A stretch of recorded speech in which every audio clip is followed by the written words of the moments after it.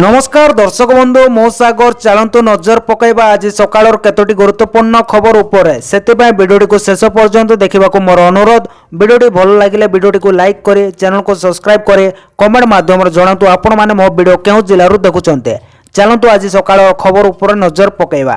प्रथम खबर देखु आसला बड़ खुशी खबर। एदिन खाता को आसव सबुदार चतुर्थ किस्ती 5000 टंका लेखाई पाइबे। हेला अपेक्षार अंत घोषणा कले सरकार। एदिन खाता को आसव टंका एकाथरे 1 कोटी लोकंक खाता को टंका पठाइबे सरकार। हाँ आज्ञा मार्च 8 अंतर्जातीय महिला दिवस मिलिबो सबुदार चतुर्थ किस्ती 1 कोटी महिला खाता को एकाथरे 5000 लेखाई टंका पठाइबे राज्य सरकार। एने घोषणा करछन्ते उपमुख्यमंत्री प्रभात परिडा। जदि देखिबा राज्य सरकार को सबुदार योजनार 3टी किस्ती टंका हिताधिकारीक खाता को आसी सारिছে। किस्ती में मोट 15000 टंका पाई सारी 1 कोटी अधिक हिताधिकारी। यह सहित गत 22 तारिख में नुआ करे आवेदन करथिबा एवं पूर्व किस्ती पाई नथिबा महिला खाता को टंका पठाइतिले राज्य सरकार। प्रथम और द्वितीय किस्ती बाद पड़िथिबा 2,55,265 जन को टंका दिया जाइतिला। से माने एका संगे 2टी किस्ती पाइचंते। सेपरि अभियोग सुनानी रे 24,018 जन हिताधिकारी को सुविधा टंका दिया जाइतिला। समस्त खाता को गत मास 22 तारिख में सुविधा टंका आसीछि। एककालीन 315 कोटी टंका पठाइतिले राज्य सरकार। एथर मोट 4,57,681 जन महिला को सुविधा टंका मिलतिला। सेहि भली नुआ करे आवेदन करथिबा 1,78,398 जन महिला खाता को सुविधा योजनार प्रथम किस्ती टंका जाइतिला। तबे चतुर्थ किस्ती टंका केबे आसीबो, केउ माने पाइबे, एमिति अनेक प्रश्न उठुतिला। तबे समस्त योग्य हिताधिकारीक निकटरे सुविधा योजना टंका पहुंचेबा नै पूर्वरु भी घोषणा करि सारिचंते राज्य सरकार। आउ एबे चतुर्थ किस्ती तारीख भी घोषणा करदेले राज्य सरकार बोले खबर मिलिছে। परवर्ती खबर देखंतु आसिला बड़ खबर। विकटाल शब्दयुक्त डीजे व्यवहार मना। कटक रे लेजर लाइट व्यवहार को नहीं हाईकोर्ट को जवाब। विकटाल शब्दयुक्त डीजे व्यवहार मना। राति 10टा परे रसणी मना लेजर लाइट नहीं कटकणा लगाइले हाईकोर्ट। नियम पालन पाई कमिश्नरेट पुलिस को निर्देश। कटक रे लेजर लाइट बैन करा गला। विकटाल शब्दयुक्त डीजे और राति 10टा परे रसणी न करबा पाई मना कले हाईकोर्ट। नियम कड़ाकड़ी पालन न हेले नियाजिबो कड़ा एक्शन। भूल कले मिलिबो कठोर दंड। नियम पालन पाए जगिबो पुलिस बोले खबर मिली। परवर्ती खबर देखंतु आसला बड़ खबर। रत्न भंडार गणते मणते प्रसंग हाईकोर्ट को निर्देश। 3 मास मध्य रत्न भंडार चाबी हजिबा रिपोर्ट नहीं हाईकोर्ट आज बड़ निर्देश दैछन्ते। आसंता विधानसभा अधिवेशन रिपोर्ट उपस्थापन पाए निर्देश देइछन्ते। जस्टिस रघुवीर दास कमिश्नर को रिपोर्ट उपस्थापन पाए निर्देश दिया जायछि। 3 मास मध्य गणते मणते कार्य संपूर्ण सरिबा पाए निर्देश दैछन्ते हाईकोर्ट। कहि रखुछु कि रत्न भंडार चाबी हजिबा प्रसंग जगन्नाथ प्रेमी मन को गंभीर आघात देइतिला। 2018 मसीह चाबी हजिथिबा बेले तदंत नहीं एक कमिशन मध्य गठन करा जायतिला। तबे परवर्ती समय रत्न भंडार रे पानी जमीमा प्रसंग उठितिला। तबे एई प्रसंग रे हाईकोर्ट अनेक बार निर्देश देइतिले। तबे एएसआई पक्षरु रत्न भंडार मरामत कार्य करा जायतिला। तबे ए कार्य शेष हेबा परे गणते मणते सारिबा पई हाईकोर्ट निर्देश दैछन्ते बोले खबर मिलिछि। परवर्ती खबर देखंतु आसिला बड़ खबर। अप्रैल 16 रो मई 15 तारिख पर्यंत अब प्रथम पर्याय जनगणना। 2027 मसीहा जनगणना संपर्कित प्रशिक्षण और पार्क प्रस्तुत बैठक चलित वर्ष अप्रैल 16 रो मई 15 तारिख पर्यंत अब प्रथम पर्याय जनगणना। सेंसस पोर्टल लॉग इन कर निजर समस्त तथ्य सहजरे अपलोड करिपारिबे। राज्य जनगणना निर्देशालय निर्देशक निखिल पवन कल्याण अध्यक्षतार स्थानीय ऋषिकुल्य सम्मेलन कक्षठार गतकाली 2027 मसीह हेबाकु थिबा जनगणना संपर्कित प्रशिक्षण और पार्क प्रस्तुत बैठक अनुष्ठित हो जाइछे। चलित वर्ष अप्रैल 16 रो मई 15 तारिख पर्यंत हेबाकु थिबा प्रथम पर्याय जनगणना को सुचारू रूपे समाधान करिबा पई श्री कल्याण समस्त क्षेत्र स्तरीय अधिकारी मानको परामर्श दैछन्ते। एथि निमंते अप्रैल मास प्रथम 2 सप्ताह रे घर गणना और आत्मगणना कराजिबो। यह शेष हेबा परे जनगणना प्रक्रिया आरंभ होबो बोले खबर मिलिछि। परवर्ती खबर देखंतु आसिला बड़ खबर। जंगल और परिवेश मंत्री को बड़ बयान। राज्य रे हाथी संख्या बढ़िबा। दिनको दिन हाथी आक्रमण रे मनुष्य मृत्यु संख्या बढ़िबार लागिছে, ଯାହାକି ଏକ ପ୍ରକାର ଚିନ୍ତାର କାରଣ ସାଜିଛି। ତେବେ ଆଜି ଏନେ ମୁହଁ ଖୋଲିଛନ୍ତି ଜଙ୍ଗଲ ଓ ପରିବେଶ ମନ୍ତ୍ରୀ ଗଣେଶ ରାମ ସିଂ ଖୁଣ୍ଟିଆ। ହାତୀ ପାଖକୁ ନ ଯିବାକୁ ଓ ହାତୀ ସହ ସେଲ୍ଫି ନ ନେବାକୁ ଲୋକଙ୍କୁ ସେ ଅନୁରୋଧ କରିଛନ୍ତି। ମନ୍ତ୍ରୀ କହିଛନ୍ତି ଯେ ବିଭିନ୍ନ ସ୍ଥାନରେ ଲୋକେ ହାତୀ ସହ ସେଲ୍ଫି ନେବା ପାଇଁ ପଛରେ ଗୋଡ଼େଇଥାନ୍ତି। ବେଳେବେଳେ ହାତୀ କ୍ରୋଧିତ ହୋଇ ଆକ୍ରମଣ କରୁଛନ୍ତି। ତେଣୁ ହାତୀ ପାଖକୁ ଯାଆନ୍ତୁ ନାହିଁ କିମ୍ବା ସେଲ୍ଫି ନିଅନ୍ତୁନି। ରାଜ୍ୟରେ ହାତୀ ସଂଖ୍ୟା ବଢ଼ିବା ଚିନ୍ତାର କାରଣ ହାତୀ ଆସିଲେ ମାଇକ୍ ଯୋଗେ ସଚେତନ କରାଯାଉଛି। ରହିଛି। 1800 ଜାଗାରେ 2300ରୁ ଅଧିକ ହାତୀ ଅଛନ୍ତି। ସ୍ଥାନୀୟ ବିଧାୟକ ଓ ସାଂସଦଙ୍କ ସହ ଆଲୋଚନା ସରିଛି। ଜଙ୍ଗଲ ପରିସୀମା ବଢାଇବାକୁ ଯୋଜନା କରାଯାଉଛି ବୋଲି ମନ୍ତ୍ରୀ କହିଛନ୍ତି ବୋଲି ଖବର ମିଳିଛି। ପରବର୍ତ୍ତୀ ଖବର ଦେଖନ୍ତୁ, ଆସିଲା ବଡ ଖବର। ନକ୍ସଲ ମୁକ୍ତ ଓଡିଶା ପାଇଁ ନୂଆ ରୋଡମ୍ୟାପ। ନକ୍ସଲ ମୁକ୍ତ ଓଡିଶା ପାଇଁ ନୂଆ ରୋଡମ୍ୟାପ ଗୃହ ବିଭାଗ ଜାରି କରିଥିବା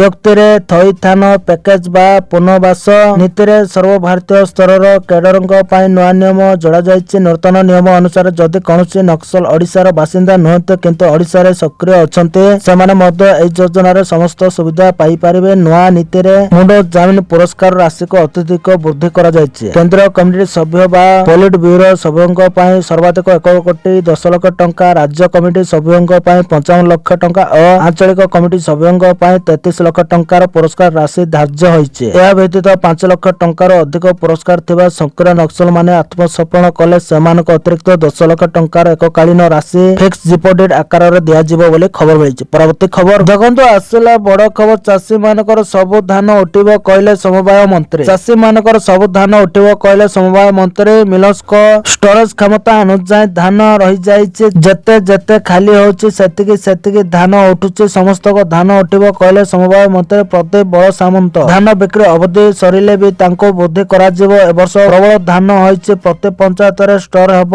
ବିଧାନସଭାରେ ବିରୋଧୀ ପ୍ରସଙ୍ଗ କଲେ ଉତ୍ତର ରେଡି ହୋଇଅଛି ବୋଲି ଖବର ମିଳିଛି। ପରବର୍ତ୍ତୀ ଖବର ଦେଖନ୍ତୁ, ଆସିଲା ବଡ ଖବର। ପିୟୁସିସି ନେଇ ପରିବହନ ମନ୍ତ୍ରୀ ବିଭୂତି ଜେନାଙ୍କ ବଡ ସୂଚନା କହିଲେ। ପିୟୁସିସି ନେଇ ପରିବହନ ମନ୍ତ୍ରୀ ବିଭୂତି ଜେନାଙ୍କ ବଡ ସୂଚନା। ସମସ୍ତଙ୍କୁ ପିୟୁସିସି କରିବା ବାଧ୍ୟତାମୂଳକ କହିଲେ ପରିବହନ ମନ୍ତ୍ରୀ। ଟୋଲ ଗେଟରେ ପିୟୁସିସି ଫାଇନ କମାଇବା ପାଇଁ ଚାଲିଛି ଯୋଜନା। 10,000 ଟଙ୍କା ଫାଇନକୁ କମ କରିବାକୁ ଆଲୋଚନା ଚାଲିଛି। ରାଜ୍ୟରେ ବାୟୁ ପ୍ରଦୂଷଣ ନେଇ କଡାକଡି ହୋଇଥିଲା ପିୟୁସିସି ନିୟମ। ଯାହାର ଗାଡି ଅଛି ପିୟୁସିସି କରିବାକୁ କହିଥିଲେ ସରକାର ମନ୍ତ୍ରୀ ବୋଲି ଖବର ମିଳିଛି। ପରବର୍ତ୍ତୀ ଖବର ଦେଖନ୍ତୁ, ଆସିଲା ବଡ ଖବର। ରାଜ୍ୟରେ ଆଜିଠୁ ଗଡିଲା 250 ନୂଆ ଆମ୍ବୁଲାନ୍ସ। ଓଡିଶାର କୋଣ ଅନୁକୋଣରେ ଉନ୍ନତ ସ୍ୱାସ୍ଥ୍ୟ ସେବା ପହଞ୍ଚାଇବା ପାଇଁ ମୁଖ୍ୟମନ୍ତ୍ରୀ ମହେନ୍ଦ୍ର ଚରଣ ମାଝୀ ଏକ ବଡ ପଦକ୍ଷେପ ନେଇଛନ୍ତି। ଏନେଇ ଆଜି କଳିଙ୍ଗ ଷ୍ଟାଡିୟମ ଠାରେ ଦ୍ୱିତୀୟ ପର୍ଯ୍ୟାୟରେ 250ଟି ନୂଆ ଆମ୍ବୁଲାନ୍ସର ଶୁଭାରମ୍ଭ କରିଛନ୍ତି ମୁଖ୍ୟମନ୍ତ୍ରୀ ମହେନ୍ଦ୍ର ଚରଣ ମାଝୀ। ରାଜ୍ୟବାସୀଙ୍କୁ ଜରୁରୀକାଳୀନ ଚିକିତ୍ସା ସୁବିଧା ସମୟରେ ପହଞ୍ଚାଇବା ଲକ୍ଷ୍ୟରେ ରାଜ୍ୟ ସରକାର 428ଟି ନୂଆ ଆମ୍ବୁଲାନ୍ସ ସେବାର ବ୍ୟବସ୍ଥା କରିଛନ୍ତି। ଏହାର ପ୍ରଥମ ପର୍ଯ୍ୟାୟରେ ଗତ 23 ଡିସେମ୍ବରରେ 150ଟି ଆମ୍ବୁଲାନ୍ସର ଶୁଭାରମ୍ଭ ହୋଇଥିବା ବେଳେ ଆଜି କଳିଙ୍ଗ ଷ୍ଟାଡିୟମ ଭୁବନେଶ୍ୱରରେ ମାନ୍ୟବର ମୁଖ୍ୟମନ୍ତ୍ରୀ 250ଟି ନୂଆ ଆମ୍ବୁଲାନ୍ସର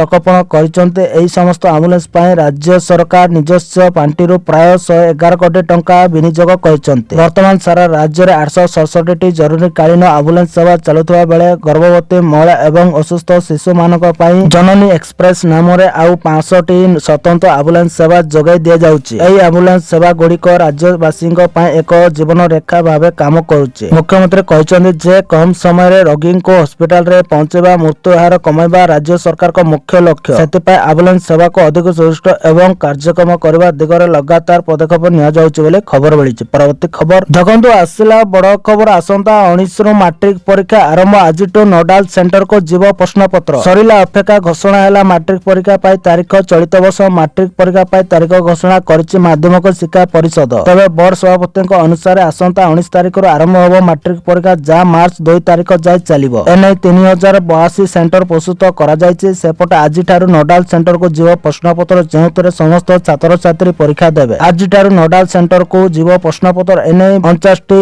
ଡେସ୍ପାଚ ଟିମ୍ ଗଠନ କରାଯାଇଛି। ପ୍ରଶ୍ନପତ୍ର ପାଇଁ ସେମି ଡିଜି ଲକର ବ୍ୟବସ୍ଥା ମଧ୍ୟ କରାଯାଇଛି। ପ୍ରତି ନୋଡାଲ ସେଣ୍ଟରରେ ଲାଇଭ ଷ୍ଟ୍ରିମିଂ ବ୍ୟବସ୍ଥା ରହିବ। ସେହିପରି ପ୍ରଶ୍ନପତ୍ର ପାଇଁ 322ଟି ନୋଡାଲ ସେଣ୍ଟର ସୃଷ୍ଟି କରାଯିବାକୁ ବୋର୍ଡ ପକ୍ଷରୁ କୁହାଯାଇଛି, ଯେଉଁଥିରେ ସୁରକ୍ଷିତ ଭାବେ ପ୍ରଶ୍ନପତ୍ର ରଖିବାକୁ ବୋର୍ଡ ପକ୍ଷରୁ ଯୋଜନା କରାଯାଇଛି। ସମସ୍ତ ନୋଡାଲ ସେଣ୍ଟର ଗୁଡିକୁ ସିସିଟିଭି ନଜରରେ ରଖାଯିବ। ଚଳିତ ବର୍ଷ 5,61,979 ଜଣ ଛାତ୍ରଛାତ୍ରୀ ପରୀକ୍ଷା ଦେବେ। ପରୀକ୍ଷା କେନ୍ଦ୍ର ଗୁଡିକ ମଧ୍ୟ ସିସିଟିଭି ନଜରରେ ରହିବ। ତେବେ ପରୀକ୍ଷା ପାଇଁ 10 ଦିନ ପୂର୍ବରୁ ପ୍ରଥମେ 4ଟି ଜିଲ୍ଲାକୁ ପ୍ରଶ୍ନପତ୍ର ପଠାଯିବ। ପରୀକ୍ଷା ପୂର୍ବରୁ ସମସ୍ତ ନୋଡାଲ ସେଣ୍ଟରରେ ପ୍ରଶ୍ନପତ୍ର କିପରି ପହଞ୍ଚିବ ସେଥିପ୍ରତି ବିଶେଷ ଧ୍ୟାନ ଦେବାକୁ ବୋର୍ଡ ସଭାପତି ନିର୍ଦ୍ଦେଶ ଦେଇଛନ୍ତି ବୋଲି ଖବର ମିଳିଛି। ପରବର୍ତ୍ତୀ ଖବର ଦେଖନ୍ତୁ, ଆସିଲା ବଡ ଖବର। ଏଣିକି ଦୁର୍ନୀତି ଗସ୍ତକୁ ନିସ୍ତାର ନାହିଁ, ପିଠିରେ ବାଜିବ ମନ୍ତ୍ରୀଙ୍କ ଛାଟ। ମୋହନ ମାଝୀ ମୁଖ୍ୟମନ୍ତ୍ରୀ ଭାବେ ଦାୟିତ୍ୱ ନେଉ ନେଉ କହିଥିଲେ, ଭିଜିଲାନ୍ସର ଖଣ୍ଡା ବୁଲୁଛି, ସଜାଗ ହୋଇ ଯାଆନ୍ତୁ ଅଫିସର। ହେଲେ କିଛି ଟଙ୍କାଖିଆ ବାବୁ ମୁଖ୍ୟମନ୍ତ୍ରୀଙ୍କ ଅଭିମୁଖକୁ ବାଏ ବାଏ ଉଡେଇ ଦୁର୍ନୀତିରେ ବୁଡି ରହିଥିଲେ। ଏବେ ସାଧାରଣ ଲୋକଙ୍କୁ ଖୋଲା ଆହ୍ୱାନ ଦେଇ ମନ୍ତ୍ରୀ କହିଛନ୍ତି, ମୋତେ ଫୋନ କରି ନାଁ କୁହ, କାର୍ଯ୍ୟାନୁଷ୍ଠାନ ଦାୟିତ୍ୱ ମୋର। ବାସ୍ ଏହାପରେ ଆରମ୍ଭ ହେବ ସୁରେଶଙ୍କ ଦୁର୍ନୀତିମୁକ୍ତ ଅପରେସନ। କାର୍ଯ୍ୟାନୁଷ୍ଠାନରୁ ବର୍ତ୍ତମାନ ଦୁର୍ନୀତିଖୋର ଅଫିସର ଲାଞ୍ଚୁଆ ବାବୁଙ୍କୁ ପାନେ ଦେବା ପାଇଁ ଏଣିକି ଖୋଲା ରହିବ ମନ୍ତ୍ରୀଙ୍କ ଫୋନ ଯେଉଁଠି ବି ଲାଞ୍ଚ ନେଣ ଦେଣର ଖବର ପାଇବେ ତୁରନ୍ତ ଜଣାଇବାକୁ କହିଛନ୍ତି ରାଜସ୍ୱ ମନ୍ତ୍ରୀ ପ୍ରତିଶ୍ରୁତି ଦେଇଛନ୍ତି ବିନା ଲାଞ୍ଚରେ ମିଳିବ ରାଜସ୍ୱ ସେବା ବୋଲି ଖବର ମିଳିଛି। ପରବର୍ତ୍ତୀ ଖବର ଦେଖନ୍ତୁ ଆସିଲା ବଡ ଖବର ଓଡିଶାର ରେକର୍ଡ ସଂଖ୍ୟକ ଡଲଫିନ୍ 5 ବର୍ଷରେ ସର୍ବାଧିକ ଗତ 5 ବର୍ଷରେ ପ୍ରଥମ ଥର ପାଇଁ ଓଡିଶାରେ ସର୍ବାଧିକ ଡଲଫିନ୍ ଦେଖିବାକୁ ମିଳିଛି। 2025-26 ଆର୍ଥିକ ବର୍ଷ ପାଇଁ କରାଯାଇଥିବା ଡଲଫିନ୍ ଗଣନାରୁ ଏହା ଜଣାପଡିଛି। ରିପୋର୍ଟ ଅନୁଯାୟୀ ଓଡିଶା ଉପକୂଳ ଏବଂ ଚିଲିକା ହ୍ରଦରେ ମୋଟ 765ଟି ଡଲଫିନ୍ ଓ ଅନ୍ୟାନ୍ୟ ସାମୁଦ୍ରିକ ସ୍ତନ୍ୟ ପାଣି ରହିଛନ୍ତି। ସରକାରଙ୍କ ବ୍ୟାପକ ସଂରକ୍ଷଣ ନୀତି ପ୍ରାକୃତିକ ପରିବେଶର ସୁରକ୍ଷା ଏବଂ ସ୍ଥାନୀୟ ଜନସାଧାରଣଙ୍କ ସହଯୋଗ ଯୋଗୁଁ ଏହି ସଂଖ୍ୟା ବୃଦ୍ଧି ପାଇଛି। ଏହି ସର୍ଭେ ଅନୁଯାୟୀ ରାଜ୍ୟରେ 6ଟି ଭିନ୍ନ ପ୍ରଜାତିର ଡଲଫିନ୍ ଓ ହ୍ୱେଲ୍ ଦେଖିବାକୁ ମିଳିଛି। ଏଥିରେ ହମ୍ପବ୍ୟାକ୍ ଡଲଫିନ୍ ସର୍ବାଧିକ 497, Irrawaddy dolphin 208, bottlenose dolphin 55, spinner dolphin 3 ଏବଂ ଫିନଲେସ୍ ପୋର୍ପୋଇଜ୍ 2 ରହିଛନ୍ତି ବୋଲି ଖବର ମିଳିଛି। ପରବର୍ତ୍ତୀ ଖବର ଦେଖନ୍ତୁ ଆସିଲା ବଡ ଖବର ଅବିନାଶକୁ କଳାହାଣ୍ଡିର ବଡ ଦାୟିତ୍ୱ ଦେଲେ ନବୀନ ପଟ୍ଟନାୟକ। ରାଜ୍ୟ ବିଜେଡି ସଭାପତି ନବୀନ ପଟ୍ଟନାୟକ ଗୁରୁବାର ରାଜ୍ୟର ବିଭିନ୍ନ ଜିଲ୍ଲାର ଯୁବ ସଭାପତିଙ୍କ ନାମ ଘୋଷଣା କରିଛନ୍ତି। ଏହି କ୍ରମରେ କଳାହାଣ୍ଡି ଜିଲ୍ଲା ପାଇଁ ବିଜେଡି ଯୁବ ସଭାପତି ଭାବେ ଅବିନାଶ ଠାକୁରଙ୍କ ନାମ ଚୟନ କରିଛନ୍ତି, ଯାହାକୁ ନେଇ ଜିଲ୍ଲା ବିଜେଡି କାର୍ଯ୍ୟକର୍ତ୍ତାଙ୍କ ମଧ୍ୟରେ ଉତ୍ସାହ ଦେଖିବାକୁ ମିଳିଛି। ଏହା ପୂର୍ବରୁ ଅବିନାଶ ରାଜ୍ୟ ଛାତ୍ର ବିଜେଡିର କାର୍ଯ୍ୟକାରୀ ସଭାପତି ରହିଥିଲେ। ଆଗାମୀ ଦିନରେ ଦଳର ଯୁବ ସଂଗଠନକୁ ମଜବୁତ କରିବା ସହ ଉଭୟ ରାଜ୍ୟ ଓ କେନ୍ଦ୍ର ସରକାରର ବିଭିନ୍ନ ଅବହେଳା ଓ ଦୁର୍ନୀତିକୁ ନେଇ ଲଢେଇ କରାଯିବ ବୋଲି ସଭାପତି ଠାକୁର ପ୍ରକାଶ କରିଛନ୍ତି ବୋଲି ଖବର ମିଳିଛି। ପରବର୍ତ୍ତୀ ଖବର ଦେଖନ୍ତୁ ଆସିଲା ବଡ ଖବର ଶ୍ରୀମନ୍ଦିର ମୁଖ୍ୟ ପ୍ରଶାସକଙ୍କ ବଡ ସୂଚନା। ପୁରୀ ଶ୍ରୀମନ୍ଦିର କାର୍ଯ୍ୟାଳୟରେ ମଙ୍ଗଳବାର ପଞ୍ଜିକା ସମୀକରଣ ଦ୍ୱିତୀୟ ବୈଠକ ଅନୁଷ୍ଠିତ ହୋଇଯାଇଛି। ବୈଠକ ପରେ ଶ୍ରୀମନ୍ଦିର ମୁଖ୍ୟ ପ୍ରଶାସକ ଅରବିନ୍ଦ ପାଢୀ ଗଣମାଧ୍ୟମକୁ ଏକ ଗୁରୁତ୍ୱପୂର୍ଣ୍ଣ ସୂଚନା ଦେଇଛନ୍ତି। ଶ୍ରୀମନ୍ଦିର ମୁଖ୍ୟ ପ୍ରଶାସକ ପାଢୀ କହିଛନ୍ତି 2026-27 ପାଞ୍ଜି ଏବଂ କ୍ୟାଲେଣ୍ଡରରେ ସମସ୍ତ ତଥ୍ୟ ନିର୍ଭୁଳ ରହିବ। ଏପରିକି ଶ୍ରୀମନ୍ଦିରରେ ପାଳନ ହେବାକୁ ଥିବା ପର୍ବପର୍ବାଣୀ ମଧ୍ୟ ସଠିକ ରହିବ। ଏନେ 5 ଜଣ ପ୍ରକାଶକ ନିର୍ଭୁଳ ତଥ୍ୟ ପଞ୍ଜିକା ଏବଂ କ୍ୟାଲେଣ୍ଡର ପ୍ରକାଶନ କରିବାକୁ କୁହାଯାଇଛି। ମହାବିଷୁବ ସଂକ୍ରାନ୍ତି ଠାରୁ 2027 ବାଇ ନୃସିଂହ ବିଜେ ପର୍ଯ୍ୟନ୍ତ ଯାନିଯାତ୍ରା ପାଞ୍ଜି ଏବଂ କ୍ୟାଲେଣ୍ଡରରେ ପ୍ରସ୍ତୁତ କରିବେ। ଏନେଇ କୋହିନୂର ରାଧା ରମଣ, ଭାଗ୍ୟଦୀପ, ଅରୁଣୋଦୟ, GN ତ୍ରିପାଠୀକୁ ଅନୁମତି ଦିଆଯାଇଛି। ଅନ୍ୟପକ୍ଷେ ଯେଉଁ ପାଞ୍ଜିରେ ପ୍ରକାଶନ ସଂସ୍ଥା ଭୁଲ ଛାପିବେ ତାଙ୍କ ବିରୋଧରେ ଦୃଢ କାର୍ଯ୍ୟାନୁଷ୍ଠାନ ନିଆଯିବ ବୋଲି ଶ୍ରୀମନ୍ଦିର ମୁଖ୍ୟ ପ୍ରଶାସକ ପାଢୀ କହିଛନ୍ତି ବୋଲି ଖବର ମିଳିଛି। ପରବର୍ତ୍ତୀ ଖବର ଦେଖନ୍ତୁ ଆସିଲା ବଡ ଖୁସି ଖବର ବଢିଲା ଆୟୁଷ ଡାକ୍ତରଙ୍କ ଦରମା। 15 ବର୍ଷର ଉର୍ଦ୍ଧ୍ୱ ସେବା କରିଥିବା ଡାକ୍ତରଙ୍କ ଦରମାରେ 40,000 ଟଙ୍କା ବୃଦ୍ଧି। ମୁଖ୍ୟମନ୍ତ୍ରୀ ଶ୍ରୀ ମୋହନ ଚରଣ ମାଝୀ ରାଜ୍ୟରେ ଜାତୀୟ ସ୍ୱାସ୍ଥ୍ୟ ମିଶନ ଅଧୀନରେ କାର୍ଯ୍ୟରତ ଯୁକ୍ତିଭିତ୍ତିକ ଆୟୁଷ ଡାକ୍ତର ମାନଙ୍କ ଦରମା ବୃଦ୍ଧି ପାଇଁ ନିଷ୍ପତ୍ତି ନେଇଛନ୍ତି। ରାଜ୍ୟର ସ୍ୱାସ୍ଥ୍ୟ ସେବା କ୍ଷେତ୍ରରେ ଆୟୁଷ ଡାକ୍ତର ମାନଙ୍କ ଅବଦାନ ପ୍ରତି ଗୁରୁତ୍ୱ ଦେଇ ତଥା ସେମାନଙ୍କୁ ପ୍ରୋତ୍ସାହିତ କରିବା ପାଇଁ ମୁଖ୍ୟମନ୍ତ୍ରୀ ଏହି ନିଷ୍ପତ୍ତି ଗ୍ରହଣ କରିଛନ୍ତି। ମୁଖ୍ୟମନ୍ତ୍ରୀଙ୍କ ନିଷ୍ପତ୍ତି ଅନୁଯାୟୀ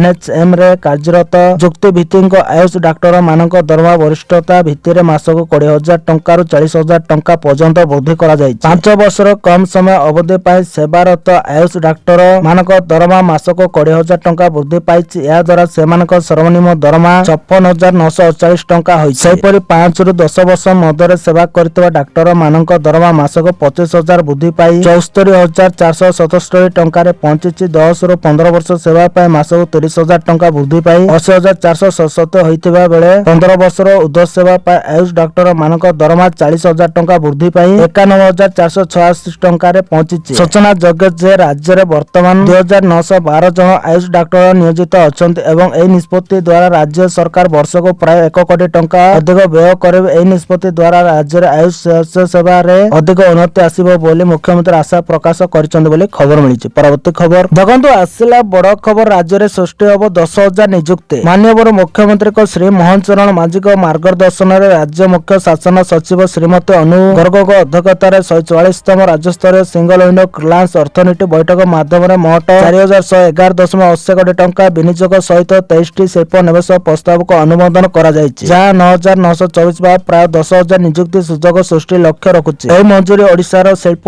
ଇକୋସିଷ୍ଟମକୁ ସୁଦୃଢ଼ କରିବ ଏବଂ ନିଯୁକ୍ତି ଭିତ୍ତିକ ଆର୍ଥିକ ଅଭିବୃଦ୍ଧିକୁ ତ୍ୱରାନ୍ୱିତ କରିବା ଦିଗରେ ଆଉ ଏକ ପ୍ରମୁଖ ମାଇଲଖୁଣ୍ଟ ଭାବେ ପ୍ରତିଫଳିତ ହେବ। ସୂଚନା ମୁତାବକ ଲୋକସେବା ଭବନରେ ଅନୁଷ୍ଠିତ ଏହି ବୈଠକରେ ଅନୁମୋଦିତ କରାଯାଇଥିବା ଏହି ପ୍ରକଳ୍ପ ଗୁଡ଼ିକ ମଧ୍ୟରେ ମେକାନିକା ଏବଂ ଇଲେକ୍ଟ୍ରୋନିକ୍ସ, କାଲ କ୍ୟାପିଟାଲ ଗୁଡ୍, ପୋଷାକ ଏବଂ ବୟନ ଶିଳ୍ପ, ଏୟାରସ୍ପେସ୍ ପ୍ରତିରକ୍ଷା ଉତ୍ପାଦନ, ଜାହାଜ ନିର୍ମାଣ ଏବଂ ଜାହାଜ ମରାମତି, ଲଜିଷ୍ଟିକ୍ସ ଏବଂ ଗୋଦାମ, ଭିଭିଭୂମି ଏବଂ ପର୍ଯ୍ୟଟନ ଭଳି ବିଭିନ୍ନ କ୍ଷେତ୍ରରେ ରହିଛି ବୋଲି ଖବର ମିଳିଛି। ପରବର୍ତ୍ତୀ ଖବର ଦେଖନ୍ତୁ ଆସିଲା ବଡ ଖୁସି ଖବର ରାଜସ୍ୱ ମନ୍ତ୍ରୀଙ୍କ ବଡ ସୂଚନା। ଜମି ପଟ୍ଟାରେ ଲାଗିବ QR କୋଡ୍। କେନ୍ଦ୍ର ଏବଂ ରାଜ୍ୟ ସରକାରଙ୍କ ସରକାରଙ୍କ ମିଳିତ ଉଦ୍ୟମରେ ଆସିବ ନୂଆ ଜମିପଟା। ଏନେ ରାଜସ୍ୱ ମନ୍ତ୍ରୀ ସୁରେଶ ପୂଜାରୀ ସୂଚନା ଦେଇଛନ୍ତି। ଜମିପଟାରେ ଲାଗିବ କ୍ୟୁଆର କୋଡ, ଇଲେକ୍ଟ୍ରୋନିକ ଯୁକ୍ତ ହେବ ଏହି କ୍ୟୁଆର କୋଡ। ତେବେ କ୍ୟୁଆର କୋଡ ସ୍କାନ କଲେ ଜମିପଟାର ସବୁ ବିବରଣୀ ଆସିପାରିବ। ଏହା ଦ୍ୱାରା ଜମି କିଣା ବିକାରେ ଆଉ ଠକେଇ ହୋଇପାରିବ ନାହିଁ। ଲୋକଙ୍କୁ ଦଲାଲ ମାନେ ଯେଉଁଭଳି ଭାବେ ଠକେଇ କରୁଛନ୍ତି ତାହା ଉପରେ ରୋକ ଲାଗିବ। ପୂର୍ବରୁ କାଗଜ ଜମି ପଟାରେ ଅଧିକ ଠକେଇ ହେଉଥିଲା, ଫଳରେ ଦଲାଲଙ୍କ ଜାଲରେ ଫସି ଯାଉଥିଲେ ସାଧାରଣ ଲୋକେ। ତେବେ ପଟାରେ କ୍ୟୁଆର କୋଡ ଲାଗିଲେ ଠକେଇର ମାତ୍ରା ବହୁତ କମିବ। ଠକାମୀ ଉପାୟରେ ଯେଉଁମାନେ ଜମି କିଣା ବିକା କରିବେ ସେମାନଙ୍କ ସୂଚନା ଗ୍ରହଣ କରାଯାଇ କାର୍ଯ୍ୟାନୁଷ୍ଠାନ ଗ୍ରହଣ କରାଯିବ ବୋଲି ରାଜସ୍ୱ ମନ୍ତ୍ରୀ ସୂଚନା ଦେଇଛନ୍ତି। ଠକେଇ କରିବା ମାତ୍ରେ ହିଁ ତହସିଲଦାର ଏବଂ ଆରଆଇ ସବୁ ଜାଣିପାରିବେ ବୋଲି ଖବର ମିଳିଛି। ପରବର୍ତ୍ତୀ ଖବର ଦେଖନ୍ତୁ, ଆସିଲା ବଡ ଖବର। ସରିଲା ଟ୍ରମ୍ପଙ୍କ ଟାରିଫ ଧମକ। ଭାରତ ପରେ ବାଂଲାଦେଶରୁ ଟାରିଫ କମାଇଲା ୟୁଏସ୍। ଆମେରିକା ଓ ବାଂଲାଦେଶ ମଧ୍ୟରେ ଏକ ନୂଆ ବାଣିଜ୍ୟ ଚୁକ୍ତି ସ୍ୱାକ୍ଷର ହୋଇଛି। ଏହି ଚୁକ୍ତି ଅନୁସାରେ ବାଂଲାଦେଶରୁ ଆମେରିକାକୁ ଯାଉଥିବା ଉତ୍ପାଦ ଉପରେ ଲାଗୁଥିବା ଆମେରିକା ଟାରିଫକୁ କମାଇ 19% କରାଯାଇଛି। ପୂର୍ବରୁ ଏହି ଟାରିଫ 20% ଥିଲା। ଏହି ସୂଚନା ହ୍ୱାଇଟ୍ ହାଉସ ପକ୍ଷରୁ ଜାରି ହୋଇଥିବା ଏକ ଯୁକ୍ତ ବିଜ୍ଞପ୍ତିରେ ଦିଆଯାଇଛି ବୋଲି ଖବର ମିଳିଛି। ପରବର୍ତ୍ତୀ ଖବର ଦେଖନ୍ତୁ, ଆସିଲା ବଡ ଖବର। ରାସନ କାର୍ଡ ଧାରୀଙ୍କ ପାଇଁ ବଡ ଖବର। ଯଦି ଆପଣଙ୍କର ରାସନ କାର୍ଡ ଅଛି ତେବେ 28 ଫେବୃଆରୀ 2024 ଶେଷ ତାରିଖ ଆପଣଙ୍କ ପାଇଁ ବହୁତ ଗୁରୁତ୍ୱପୂର୍ଣ୍ଣ। ସରକାର ସ୍ପଷ୍ଟ କରିଛନ୍ତି ଯେ ରାସନ କାର୍ଡ ଇକେୱାଇସି ଏବଂ ଆଧାର ଲିଙ୍କିଂ ବାଧ୍ୟତାମୂଳକ। ଯଦି ଏହି କାମ ଠିକ ସମୟରେ ନ କରାଯାଏ ତେବେ ଆପଣଙ୍କୁ ଆଉ ମିଳିବନି ମାଗଣା ରାସନ। ଏହାର ଅର୍ଥ ହେଉଛି ଯଦି ଆପଣ 28 ଫେବୃଆରୀ ସୁଦ୍ଧା ଆପଣଙ୍କର ଇକେୱାଇସି ପୂରଣ ନ କରନ୍ତି ତେବେ 28 ଫେବୃଆରୀ ପରେ ଆପଣଙ୍କ ସରକାରଙ୍କ ଠାରୁ ମାଗଣା ରାସନ ପାଇବେ ନାହିଁ। ରାସନ କାର୍ଡକୁ ଆଧାର ସହିତ କିପରି ଲିଙ୍କ କରିବେ? ଆପଣଙ୍କ ରାସନ କାର୍ଡକୁ ଆଧାର ସହିତ ଲିଙ୍କ କରିବାର ଦୁଇଟି ଉପାୟ ଅଛି, ଗୋଟିଏ ଅନଲାଇନ ଏବଂ ଅନ୍ୟଟି ଅଫଲାଇନ। ଆସନ୍ତୁ ଉଭୟ ବିଷୟରେ ଜାଣିବା। ରାଜ୍ୟର ଖାଦ୍ୟ ଏବଂ ନାଗରିକ ଯୋଗାଣ ବିଭାଗର ପିଡିଏସ୍ ପୋର୍ଟାଲ ଅଫିସିଆଲ ୱେବସାଇଟ ପରିଦର୍ଶନ କରନ୍ତୁ କିମ୍ବା ଇକେୱାଇସି ବିକଳ୍ପ ଉପରେ କ୍ଲିକ୍ କରନ୍ତୁ। ଆପଣଙ୍କର ରାସନ କାର୍ଡ ନମ୍ବର ଏବଂ ଆଧାର ନମ୍ବର ଲେଖନ୍ତୁ। ଆପଣଙ୍କ ଆଧାର ଲିଙ୍କ ହୋଇଥିବା ମୋବାଇଲ ନମ୍ବରକୁ ଏକ ଓଟିପି ପଠାଯିବ। ଏହି ଓଟିପି କୁ ବକ୍ସରେ ଭରନ୍ତୁ। ପ୍ରକ୍ରିୟା ସମାପ୍ତ ହେବା ପରେ ଆପଣ ସକ୍ସେସ ମେସେଜ ପାଇବେ। ଅଫଲାଇନ ପ୍ରକ୍ରିୟା ଆପଣଙ୍କର ନିକଟସ୍ଥ ରାସନ ଦୋକାନ ପିଡିଏସ୍ ଦୋକାନ ପରିଦର୍ଶନ କରନ୍ତୁ। ଆପଣଙ୍କର ରାସନ କାର୍ଡ ଏବଂ ପରିବାରର ସମସ୍ତ ସଦସ୍ୟଙ୍କ ଆଧାର କାର୍ଡର ଫଟୋକପି ଆଣନ୍ତୁ। ଡିଲର ଆପଣଙ୍କର ବାୟୋମେଟ୍ରିକ୍ସ ମେସିନରେ ନେବେ। ଆପଣଙ୍କର କେୱାଇସି ଇପୋସ୍ ମେସିନ ମାଧ୍ୟମରେ ତୁରନ୍ତ ଅପଡେଟ୍ ହୋଇଯିବ ବୋଲି ଖବର ମିଳିଛି। ପରବର୍ତ୍ତୀ ଖବର ଦେଖନ୍ତୁ, ଆସିଲା ବଡ ଖବର। ଏହି ଷ୍ଟେସନର ବଦଳିବ କାୟାକଳ୍ପ। ଏତିକି କୋଟି ଟଙ୍କା ମଞ୍ଜୁର କଲେ କେନ୍ଦ୍ର ସରକାର। ଓଡିଶାର ରେଳ ଭିତ୍ତିଭୂମି ପାଇଁ 93.19 କୋଟି ଟଙ୍କା ଅନୁମୋଦନ କରିଛନ୍ତି କେନ୍ଦ୍ର ସରକାର। ଏହି ଟଙ୍କାରେ ବ୍ରହ୍ମପୁର ରେଳ ଷ୍ଟେସନ ପୁନଃ ବିକାଶ କରାଯିବ। ଏହା ଦ୍ୱାରା ଦକ୍ଷିଣ ଓଡିଶାର ଏହି ପ୍ରମୁଖ ରେଳ ଷ୍ଟେସନରେ ଅତ୍ୟାଧୁନିକ ସୁବିଧା ସୁଯୋଗ ଉପଲବ୍ଧ ହେବ। ଗତ 13 ଫେବୃଆରୀ 2024 ରେଳ ବୋର୍ଡ ନିର୍ଦ୍ଦେଶକଙ୍କ ପକ୍ଷରୁ ପୂର୍ବତଟ ରେଳପଥର ଜେନେରାଲ ମ୍ୟାନେଜରଙ୍କୁ ଲିଖିତ ଭାବେ ଏହି ସୂଚନା ଦିଆଯାଇଛି। ଏହି ପୁନଃ ବିକାଶ ପ୍ରକଳ୍ପଟି ପ୍ଲାନ ହେଡ୍ 53 ସିଏପି ଅଧୀନରେ କାର୍ଯ୍ୟକାରୀ କରାଯିବ। ଏହି ପ୍ରକଳ୍ପ ମାଧ୍ୟମରେ ଷ୍ଟେସନର ପ୍ରବେଶ ପଥ, ସର୍କୁଲେଟି ଏରିଆ ଏବଂ ଯାତ୍ରୀ ପ୍ରତୀକ୍ଷାଳୟର ସମ୍ପ୍ରସାରଣ କରାଯିବ। କେନ୍ଦ୍ର ସରକାର ଓଡିଶାରେ ରେଳ ଭିତ୍ତିଭୂମି ସୃଷ୍ଟି କରିବା ଉପରେ କ୍ରମାଗତ ଭାବରେ ଗୁରୁତ୍ୱ ଦେଇ ଆସୁଛନ୍ତି। ଚଳିତ ଆର୍ଥିକ ବର୍ଷରେ ଓଡିଶାକୁ ରେଳ ବିକାଶ ପାଇଁ 10,928 କୋଟି ଟଙ୍କାର ରେକର୍ଡ ଅନୁଦାନ ମିଳିଛି। 2025 ରିପୋର୍ଟ ଅନୁଯାୟୀ ରାଜ୍ୟର 68ଟି ଷ୍ଟେସନର ଆଧୁନିକୀକରଣ କାର୍ଯ୍ୟ ଜାରି ରହିଛି, ଯେଉଁଥିପାଇଁ ମୋଟ 2379 କୋଟି ଟଙ୍କା ଖର୍ଚ୍ଚ କରାଯାଉଛି। ବ୍ରହ୍ମପୁର ରେଳ ଷ୍ଟେସନର ଏହି ନୂତନ ପ୍ରକଳ୍ପ ଦ୍ୱାରା ଯାତ୍ରୀମାନଙ୍କୁ ବିଶ୍ୱସ୍ତରୀୟ ସୁବିଧା ମିଳିବା ସହ ଅଞ୍ଚଳର ପର୍ଯ୍ୟଟନ ଓ ବାଣିଜ୍ୟ କ୍ଷେତ୍ରରେ ମଧ୍ୟ ଉନ୍ନତି ଆସିବ ବୋଲି ଆଶା କରାଯାଉଛି ବୋଲି ଖବର ମିଳିଛି। ପରବର୍ତ୍ତୀ ଖବର ଦେଖନ୍ତୁ, ଆସିଲା ବଡ ଖବର। 13 ବର୍ଷ ଝିଅ ଏବେ ଉତ୍ତର କୋରିଆର ପରବର୍ତ୍ତୀ ଶାସକ। ଉତ୍ତର କୋରିଆର ଏକ ବଡ ଖବର ଆସୁଛି। ରିପୋର୍ଟ ଅନୁଯାୟୀ ଉତ୍ତର କୋରିଆର ଏକ ଛତ୍ରବାଦୀ ଶାସକ କିମ୍ ଜଙ୍ଗ ଉନ୍ ତାଙ୍କ ଉତ୍ତରାଧିକାରୀ ଘୋଷଣା କରିଛନ୍ତି। ବିବିସି ରିପୋର୍ଟ ଅନୁଯାୟୀ ଦକ୍ଷିଣ କୋରିଆର ଗୋଇନ୍ଦା ସଂସ୍ଥା ଦାବି କରିଛି ଯେ ଏକ ଛତ୍ରବାଦୀ ଶାସକ କିମ୍ ଜଙ୍ଗ ଉନ୍ ତାଙ୍କ ନାବାଳକ ଝିଅ କିମ୍ ଜୁ ଏକୁ ତାଙ୍କୁ ଉତ୍ତରାଧିକାରୀ ଭାବରେ ନିଯୁକ୍ତ କରିଛନ୍ତି। ଏହାର ଅର୍ଥ ହେଉଛି କିମ୍ ଜଙ୍ଗ ଉନ୍ ତଥା ତାଙ୍କ ଝିଅ କିମ୍ ଜଙ୍ଗ ଉନ୍ଙ୍କ ଉତ୍ତରାଧିକାରୀ ହେବେ। ସୂଚନା ଯୋଗ୍ୟ ଯେ କିମ୍ ଜଙ୍ଗ ଉନ୍ ତାଙ୍କ ପିତା କିମ୍ ଜଙ୍ଗ ଇଲ୍ଙ୍କ ମୃତ୍ୟୁ ପରେ ଉତ୍ତର କୋରିଆରେ କ୍ଷମତା ଗ୍ରହଣ କରିଥିଲେ ବୋଲି ଖବର ମିଳିଛି। ପରବର୍ତ୍ତୀ ଖବର ଦେଖନ୍ତୁ, ଆସିଲା ବଡ ଖବର। ପ୍ରକାଶ ପାଇଲା ଓଟିଇଟି 2025 ପରୀକ୍ଷା ଫଳ। ଅପେକ୍ଷାର ହେଲା ଅନ୍ତ। ପ୍ରକାଶ ପାଇଲା ଓଟିଇଟି 2025 ରେଜଲ୍ଟ। 2025 ଡିସେମ୍ବର 25 ତାରିଖ ପରୀକ୍ଷା ହୋଇଥିବା ଓଡିଶା ଶିକ୍ଷକ ଯୋଗ୍ୟତା ପରୀକ୍ଷା ଓଟିଇଟି ର ରେଜଲ୍ଟ ଘୋଷଣା କରାଯାଇଛି। ପେପର 1 ରେ 45,000 ପ୍ରାର୍ଥୀଙ୍କ ପରୀକ୍ଷା ଦେଇଥିବା ବେଳେ ସେମାନଙ୍କ ମଧ୍ୟରୁ 32,000 उत्तीर्ण होइचंती। सेपरि पेपर 2 रे 1,08,000 परीक्षार्थीଙ୍କ ମଧ୍ୟରୁ 73,954 उत्तीर्ण होइचंती। पेपर 1 और पेपर 2 टी पेपर को मिसाई मोट 1,06,041 परीक्षार्थी उत्तीर्ण होइतबा सूचना मिलिछि।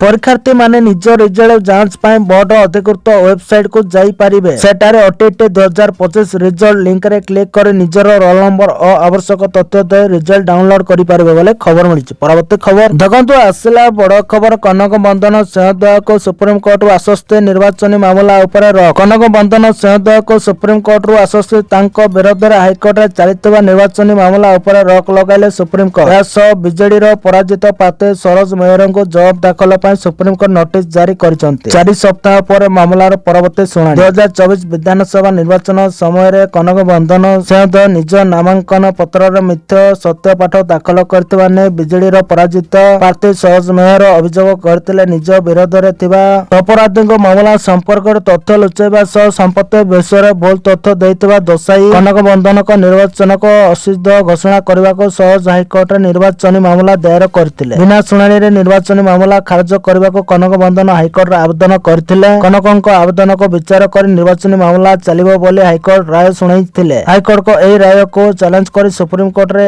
एसएलपी दाखल करथिले कनक बंधन सिंहदया बोले खबर मिलिछि। परवर्ती खबर देखंतु आसिला बड़ खबर सोशल मीडिया व्यवहारकारी को सख्त झटका बैन है फेसबुक सह एसबु आप सरकार देले चेतावनी। टेलीग्राम उपर प्रतिबंध पर रूस सरकार सोशल मीडिया नीति को नहीं बड़ पदक्षेप नहीं। पुतिन सरकार व्हाट्सएप यूट्यूब और इंस्टाग्राम सहित अनेक विदेशी सोशल मीडिया प्लेटफॉर्म को देश में बंद कर देइछे। निष्पत्ति प्राय 10 कोटी उपभोक्ता प्रभावित होबार संभावना रही। सरकार को कहवा अनुसार यह लोक मानकर प्राइवेसी और व्यक्तिगत तथ्यर सुरक्षा पाई निया जायतिबा पदक्षेप। विदेशी प्लेटफॉर्म माध्यम डाटा लेवा को रखिबा और तथ्य को देशी निमंत्रण रे रखिबा यार लक्ष्य बोली सरकार कहिछि। मीडिया रिपोर्ट अनुसार रूस सरकार एक लोकल सोशल नेटवर्किंग और मेसेजिंग ऐप रो ट्रायल संपूर्ण करछन्ति और शीघ्र यह को लॉन्च करा जिवो। सरकार कहिछन्ति जे एई ऐप गुडी को देशी प्रजुक्ति ऊपर आधारित हेबो एवं डाटा सुरक्षा रे अधिक भरोसा योग्य हेबो बोली खबर मिलिछि। परवर्ती खबर देखंतु आसिला बड़ खबर एससीबी रे बदलिला ओपीडी नियम। एतर प्रत्येक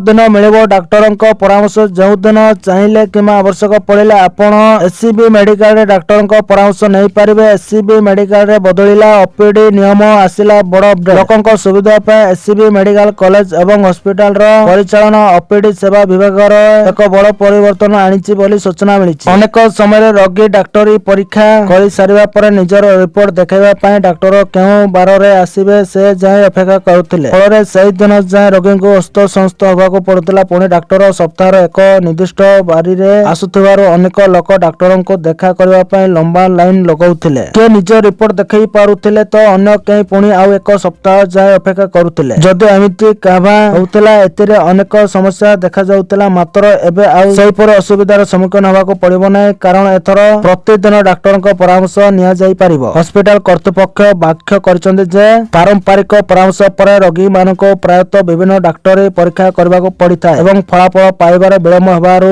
ଅନେକକୁ ବିଶେଷ କରି ଦୂର ସ୍ଥାନରୁ ଆସୁଥିବା ଲୋକଙ୍କୁ କଟକରେ ଅନେକ ଦିନ ରହିବାକୁ କିମ୍ବା ଡାକ୍ତର ମାନଙ୍କୁ ବାରମ୍ବାର ଫେରିବାକୁ ବାଧ୍ୟ ହେଉଥିଲେ। ତେବେ ନୂଆ ଓପିଡି ନିୟମ ଅନୁଯାୟୀ ଡାକ୍ତରଙ୍କ ନିଯୁକ୍ତି ଦିନ ଯଦି ରୋଗୀଙ୍କୁ ସେମାନଙ୍କର ରିପୋର୍ଟ ମିଳୁନାହିଁ ତେବେ ସେମାନେ ପରେ ଫଳାଫଳ ସଂଗ୍ରହ କରିପାରିବେ ଏବଂ ସିଧାସଳଖ ସମ୍ପୃକ୍ତ ଡାକ୍ତରଙ୍କ ୱାର୍ଡ କିମ୍ବା ଚାମରକୁ ଯେକୌଣସି ସରକାରୀ କାର୍ଯ୍ୟ ଦିବସରେ ସକାଳ 10ଟାରୁ ସନ୍ଧ୍ୟା 5ଟା ମଧ୍ୟରେ ଯାଇ ସେମାନଙ୍କର ରିପୋର୍ଟ ଦେଖାଇ ପାରିବେ ଏବଂ ପରାମର୍ଶ ନେଇ ପାରିବେ ବୋଲି ଅଧିକାରୀ ମାନେ କହିଛନ୍ତି ବୋଲି ଖବର ମିଳିଛି। ପରବର୍ତ୍ତୀ ଖବର ଦେଖନ୍ତୁ ଆସିଲା ବଡ ଖବର। ନିଜକୁ ପୁଣ୍ୟ ନିର୍ମାଣ କରିବ ମାଟିରେ ମିଶିଥିବା ଗାଜା ଟ୍ରମ୍ପ ଦେଲେ ବଡ ଉପହାର। ଆମେରିକା ରାଷ୍ଟ୍ରପତି ଡୋନାଲ୍ଡ ଟ୍ରମ୍ପ ରବିବାର ତାଙ୍କ ନୂତନ ଭାବରେ ନିର୍ମିତ ଶାନ୍ତି ବୋର୍ଡ ମାଧ୍ୟମରେ ଗାଜାର ଯୁଦ୍ଧଗ୍ରସ୍ତ ଅଞ୍ଚଳ ଗୁଡିକର ପୁନଃନିର୍ମାଣ ପାଇଁ $5 ବିଲିୟନ ପାଣ୍ଠି ଘୋଷଣା କରିଛନ୍ତି। ଟ୍ରମ୍ପ କହିଛନ୍ତି ଯେ ବୋର୍ଡର ସଦସ୍ୟ ଦେଶମାନେ ଶାନ୍ତି ବଜାୟ ରଖିବା ଏବଂ ଗାଜାକୁ ସୁରକ୍ଷା ଦେବା ପାଇଁ ହଜାର ହଜାର ସୈନ୍ୟ ପଠାଇବାକୁ ମଧ୍ୟ ଇଚ୍ଛୁକ। ଟ୍ରମ୍ପ ଏକ ସୋସିଆଲ ମିଡିଆ ପୋଷ୍ଟରେ ଲେଖିଛନ୍ତି, ବୋର୍ଡ ଅଫିସ ଇତିହାସର ସର୍ବଶ୍ରେଷ୍ଠ ଅନ୍ତର୍ଜାତୀୟ ସଂଗଠନ ପ୍ରମାଣିତ ହେବ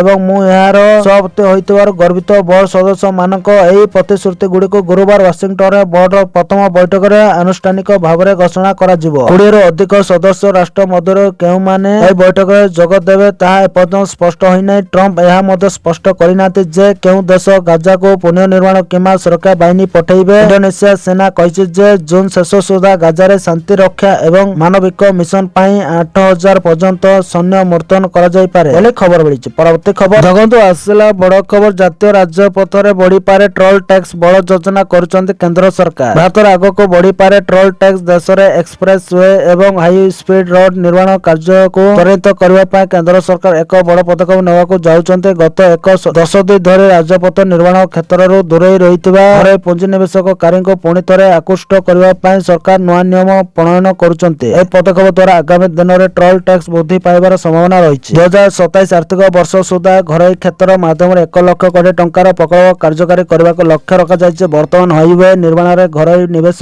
ମାତ୍ର କିଛି ପ୍ରତିଶତ ରହିଥିବା ବେଳେ ଆସନ୍ତା ବର୍ଷ ସୁଦ୍ଧା ଏହାକୁ 25% କୁ ବୃଦ୍ଧି କରିବାକୁ ମୋଦି ସରକାର ଲକ୍ଷ୍ୟ ରଖିଛନ୍ତି ବୋଲି ଖବର ମିଳିଛି। ପରବର୍ତ୍ତୀ ଖବର ଦେଖନ୍ତୁ ଆସିଲା ବଡ ଖବର। ପିଏମ କିଷାନ କୁ ନେଇ ଆସିଲା ବଡ ଅପଡେଟ। ଏମାନଙ୍କ ଖାତାକୁ ଆସିବନି ଟଙ୍କା। ବାଦ ପଡିଲେ 30 ଲକ୍ଷରୁ ଉର୍ଦ୍ଧ୍ୱ ଚାଷୀ। ପ୍ରଧାନମନ୍ତ୍ରୀ ନରେନ୍ଦ୍ର ମୋଦିଙ୍କ ନେତୃତ୍ୱରେ କେନ୍ଦ୍ର ସରକାର 2019 ଫେବୃଆରୀରେ ପ୍ରଧାନମନ୍ତ୍ରୀ କିଷାନ ସମ୍ମାନ ନିଧି ଯୋଜନା ପିଏମ କିଷାନ ଯୋଜନା ଆରମ୍ଭ କରିଥିଲେ। ଏହି ଯୋଜନାର ଲକ୍ଷ୍ୟ ହେଉଛି କୃଷକମାନଙ୍କୁ ଆର୍ଥିକ ସହାୟତା ଯୋଗାଇ ସେମାନଙ୍କ ଖର୍ଚ୍ଚ କମାଇବା ଓ ଆୟ ବୃଦ୍ଧି କରିବା। ଗତ ବର୍ଷ ନଭେମ୍ବର 19 ତାରିଖରେ ପିଏମ କିଷାନର 21ତମ କିସ୍ତି ଜାରି ହୋଇଥିଲା। ଏବେ କୋଟି କୋଟି କୃଷକ ଏହାର 22ତମ କିସ୍ତିକୁ ଅପେକ୍ଷା କରିଛନ୍ତି, ଯାହା ଆସନ୍ତା ମାର୍ଚ୍ଚ ମାସରେ ଜାରି ହେବାର ସମ୍ଭାବନା ରହିଛି। କିନ୍ତୁ ଏହାରି ଭିତରେ ଆସିଛି ଏକ ବଡ ଚିନ୍ତାଜନକ ବିଷୟ। ଦେଶର ମୋଟ 30,18,361 ଜଣ ଚାଷୀଙ୍କ ଖାତାକୁ 22ତମ କିସ୍ତି ଆସିବ ନାହିଁ। କେନ୍ଦ୍ର ସରକାର ଚାଷୀ ମାନଙ୍କୁ ପ୍ରତିବର୍ଷ 6,000 ଆର୍ଥିକ ସହାୟତା ଦେଇଥାନ୍ତି। ପ୍ରତି 4 ମାସରେ 2,000 କରି ବର୍ଷକୁ 3ଟି କିସ୍ତିରେ ମୋଟ 6,000 ଟଙ୍କା ସିଧାସଳଖ ଡିବିଟି ମାଧ୍ୟମରେ ଆଧାର ସିଡେଡ୍ ବ୍ୟାଙ୍କ ଖାତାକୁ ଟ୍ରାନ୍ସଫର କରାଯାଏ। ତେବେ ଯଦି ବ୍ୟାଙ୍କ ଖାତା ଆଧାର ସହ ଲିଙ୍କ ନଥାଏ ତେବେ କିସ୍ତି ଟଙ୍କା ଟ୍ରାନ୍ସଫର ହେବ ନାହିଁ। ଏପର୍ଯ୍ୟନ୍ତ କେତେ ଟଙ୍କା ଜାରି ହୋଇଛି? କୃଷି ଓ କୃଷକ କଲ୍ୟାଣ ମନ୍ତ୍ରାଳୟର ତଥ୍ୟ ଅନୁଯାୟୀ 21ଟି କିସ୍ତି ମାଧ୍ୟମରେ ମୋଟ 4.09 ଲକ୍ଷ କୋଟିର ଅଧିକ ରାଶି ଚାଷୀଙ୍କ ଖାତାକୁ ଟ୍ରାନ୍ସଫର ହୋଇଛି। 6 ଫେବୃଆରୀ 2024 ପର୍ଯ୍ୟନ୍ତ 30,18,361 ଜଣ ଚାଷୀଙ୍କ ବ୍ୟାଙ୍କ ଖାତା ଆଧାର ସହ ଲିଙ୍କ ହୋଇନାହିଁ। ତେଣୁ ସେମାନେ ପିଏମ କିଷାନର 22ତମ କିସ୍ତି ପାଇବାରୁ ବଞ୍ଚିତ ହେବେ ବୋଲି ଖବର ମିଳିଛି। ପରବର୍ତ୍ତୀ ଖବର ଦେଖନ୍ତୁ ଆସିଲା ବଡ ଖୁସି ଖବର। ରୋଜଗାର ନଥିଲେ ମାସକୁ 1,500 ଟଙ୍କା ଦେବେ ସରକାର। ବେକାରୀ ଆଜି ଯୁବପିଢିଙ୍କ ସମ୍ମୁଖରେ ଏକ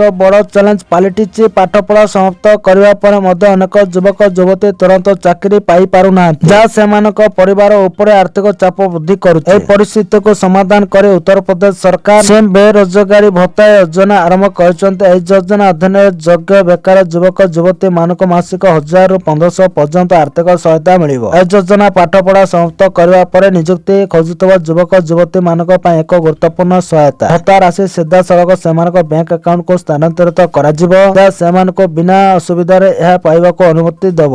ଏହି ସହାୟତା ସେମାନଙ୍କୁ ଚାକିରି ଖୋଜିବା ପ୍ରକ୍ରିୟା ସମୟରେ ସେମାନଙ୍କର ମୌଳିକ ଆବଶ୍ୟକତା ପୂରଣ କରିବାକୁ ସକ୍ଷମ କରିବ। ଏହି ପଦକ୍ଷେପ କେବଳ ବେକାର ଯୁବକ ଯୁବତୀଙ୍କ ଜୀବନକୁ ଉନ୍ନତ କରିବ ନାହିଁ, ବରଂ ସରକାରଙ୍କ ଉଦ୍ଦେଶ୍ୟକୁ ମଧ୍ୟ ବୃଦ୍ଧି କରିବ। ଏହି ଯୋଜନା ଯୁବକ ଯୁବତୀ ମାନଙ୍କୁ ଆତ୍ମନିର୍ଭରଶୀଳତା ସହିତ ସଶକ୍ତ କରିବ ଏବଂ କଷ୍ଟକର ସମୟରେ ମଧ୍ୟ ରାଜ୍ୟ ସେମାନଙ୍କ ସହିତ ଠିଆ ହେବା ନିଶ୍ଚିତ କରିବା ଲକ୍ଷ୍ୟ ରଖିଛି। ଯଦି ଆପଣ ଏହି ପଦକ୍ଷେପରୁ ଲାଭ ପାଇବାକୁ ଚାହାନ୍ତି ତେବେ ଦୟାକରି ନିମ୍ନରେ ଥିବା ସୂଚନା ସହିତ ଆବେଦନ ଫର୍ମ ପୂରଣ କରନ୍ତୁ। ଭତ୍ତା ପାଇବା ପାଇଁ ଆପଣଙ୍କ ଯୋଗ୍ୟତା କଣ ରହିବା ଆବଶ୍ୟକ? ଆପଣଙ୍କ ବୟସ 21ରୁ 35 ବର୍ଷ ମଧ୍ୟରେ ହେବା ଆବଶ୍ୟକ। ଆବେଦନକାରୀ ଉତ୍ତରପ୍ରଦେଶ ବାସିନ୍ଦା ହୋଇଥିବା ଆବଶ୍ୟକ ଏବଂ ତାଙ୍କର ବାସସ୍ଥାନ ପ୍ରମାଣପତ୍ର ଥିବା ଆବଶ୍ୟକ। ଏହି ଯୋଜନା କେବଳ ବେକାର ଏବଂ ବର୍ତ୍ତମାନ ଚାକିରି ନଥିବା ଯୁବକ ମାନଙ୍କୁ ଲାଭ ଦେବ। ପରିବାରର ବାର୍ଷିକ ଆୟ 2.5 ଲକ୍ଷରୁ କମ ହେବା ଆବଶ୍ୟକ, ଯାହା ଦ୍ୱାରା ଏହି ସହାୟତା ସଠିକ ପ୍ରାପ୍ତକର୍ତ୍ତାଙ୍କ ପାଖରେ ପହଞ୍ଚି ପାରିବ। ଆବେଦନକାରୀଙ୍କ ଶିକ୍ଷାଗତ ଯୋଗ୍ୟତା ଅତି କମରେ ଦ୍ୱାଦଶ ଶ୍ରେଣୀ କିମ୍ବା ସ୍ନାତକ ହେବା ଆବଶ୍ୟକ ବୋଲି ଖବର ମିଳିଛି। ପରବର୍ତ୍ତୀ ଖବର ଦେଖନ୍ତୁ ଆସିଲା ବଡ ଖବର। ଆଗାମୀ ଦିନରେ 45,000 ଶିକ୍ଷକ ନିଯୁକ୍ତି। ମୁଖ୍ୟମନ୍ତ୍ରୀ ମୋହନ ମାଝୀ ଭଲ ମାର୍କ ରଖିଲେ ହିଁ ସବୁ କିଛି କରିହେବ